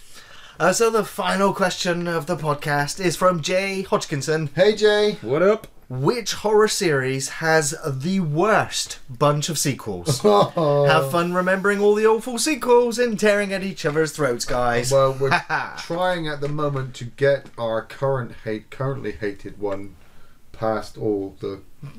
shit we have our Halloween series devolves, like most of them, into some atrociously shitty sequels. I thought Halloween was the fucking worst. You thought Halloween was bad. Alien got bad. Resident Evil got painful. Well, no. Hellraiser. I'm just gonna mate. say that Resident Hellraiser. Evil didn't start off great, so I don't know. Exactly, Are we classing this? Are we putting this into a classification of Okay, so movies originals that were had great. like Alien? Yeah, And then, started you know off what I mean? great Yeah. and See, now dissolved the- into Predator. shit. You know. See, now the Alien series is fucking standing head and shoulders above some of the shit. Oh yeah, they've because done. it's you know the Resident- It is. Alien is so good to be fair, that it I is like the the first, like, best 3 monster in a spaceship film ever. yeah. The Resident Evils are definitely probably Cloverfield? the worst. I want to say Hellraiser got worse, but I love the Cloverfield first Paradox. Yeah. Yeah. one. I don't like the Resident Evil. Do you know what I'm going to say? Yeah. Is the Sorry. ultimate to me. I'm Is The this- first one's watchable. The ultimate. I'd say you could put this into the horror category. You know, maybe sci-fi or fantasy or whatever. But I unequivocally say for a movie that was absolutely amazing that then spawned the worst fucking sequels of all time. Yeah. Yes. Highlander. yes, I don't know. I it like did. Highlander too. No, you don't. Yeah, I no, do. you fucking yeah, I don't. do. They got those flying discs. How would I dude. know it never happened? You know, when the guy falls down onto the floor and Chris Lambert gets up. Me and you are literally about Mario to fight. Van Peebles in number 3. Get the fuck That's not bad. I like Mario Van The Peebles. sorcerer. Yeah. No, you don't. It's so freaking stupid. Yeah. There can only be one. And I fucking love Highlander as well, man. Yeah, It's the one of my first one favourite is movies, epic. dude. It's There's so the soundtrack. Oh yeah, Queen. Yeah. Fucking Yes. Queen all the way through. You know, they got wrestling at the start of it and everything. Yes. Amazing. Amazing. The Rocky soundtrack as well. Oh my god. So now there's one that's got great fucking sequels. Yeah. The 5th one is a bit dry. I don't feel I'm a bit But they tired. fucking picked it right up with They did Balboa. pick it right Yeah. back up. They did pick And it Creed up as well, because I'm still, Yeah, I still can't wait. can't Is wait for Creed Creed still 2? this year? Yes, yes it is. Man, Yeah, I've it's got soon. 2 It's movies soon. I'm looking for. I think Do it's the end of Venom this and month. fucking Creed. It could be the end of this month. Come on. But yeah, I think the series that dissolved into the worst movies is possibly Hellraiser. Yeah, that's fair. Started off so brilliantly. I mean, Candyman 3 was pretty terrible. Child's Play has been questionable. Child's Play's up and down. Its quality was up and down. Final Destination here and there. Friday the 13th here Saw and was there. trying to tell a story, and it had to have all those films to tell the whole story. Final Destination. Saw was a victim of its own success. Yes. Really. Final Destination is amazing. Yeah, the first one is a great. If we were going to do another horror series, I wanted to do it for a while. I don't think I could hate any of them. Scream was another one where I really enjoyed Scream, but that really got fucking bad, didn't it? By the third one. I enjoyed the second one. Yeah. The second one's alright, yeah, but the first one is excellent. Yes. You know? Yeah. And then Nightmare on Elm Street is another one that's up and down. Yeah. You know, Friday Frame kind of stays a baseline. You know what you're getting with Jason Voorhees, but Freddy Krueger, when he's saying some of his lines, just like I didn't need that. I love all of the Nightmare on Elm Street films. They're my favourite horror franchise growing up. I love Freddy Krueger, and so even the crappy, campy ones. That was I can't remember a single thing. I watched all of them. I can't remember a single bit from any of them. No. I remember there's a fucking prosthetic monster in number 4 that eats dolls because it comes from the corner. I've only seen 3 of them. I guess the George A. Romero series of Dead films got quite ropey towards the end. Yeah, Survival is so difficult to get through. Yeah. Diary's the worst. I find Diary. Struggling to think of any other good ones that started off so well. I mean, other Terminator films. I guess. I mean, they're sci-fi horror. I guess. Good call. Yeah. But they got real bad. But all the classics did. Alien, Predator, and Terminator all ended up in the shit pit. Die Hard is gonna. Die Hard went into the shit pit pretty soon after 3. You know, why are we overthinking these films? Superman. Yeah. I mean, there's The Quest for Peace, dude. Yeah. I can sit through that movie. But it's not really a horror series. No. The Superman. I mean, they have horror moments in them. You're dead inside. That Brandon Ralph one was pretty fucking horrifying. No, I like that one. No, you don't. Yeah, it's got Kevin Spacey in it. I can't watch another Kevin Spacey movie. No, I haven't since. So with that, I think we're done. Yeah, sweet. So I want to say thank you everyone for sending in your questions. Yes. Of course, if you want to send a question into the podcast, Iain usually posts a link up on Facebook for all the questions. Yeah, you can leave your question in the comment section of this podcast. It will be picked up for the next one. Yes, write them down. Andy loves personal questions about his underwear. Spoilers are inside out right now. Crispy on the outside. And on the outside of your jeans. Armadillos. Andy, where else can they reach you? I've got if you're interested in Warhammer 40k, you can listen to our podcast Sustained Fire, which you can find on Facebook, and we also drop it onto Podbean. Yes. Awesome, and so with that, I want to say thank you, Andy. Thank you, Iain. We'll be back next month with another theme, looking at film news, catching up on what we've been playing and watching. At that point, we would have just had Halloween. Or when we record it, will be just about be ready for Halloween for us. That episode will be going towards one of the greatest events of humankind. Red Dead 2? No. Mainly. I'm not biting. Go on. I'm not biting. It's going to be my birthday. My birthday soon. It's my birthday. I'm going to throw out that Gary's is first. we got Gary's covered, but mine's Fuck your birthday. So I'm guessing the theme of that podcast is whatever Iain wants it to be, and it will probably be about him. If you're on Patreon, you can find my wish list on Amazon. And so with that, I just want to say thanks for listening, everyone. You can find our new film reviews going out on Thursdays, and eventually Gaming Fridays. Gaming Fridays coming back, yes. Yes, indeed. And so with that, thanks again, everyone. We'll see you next time. Take it easy.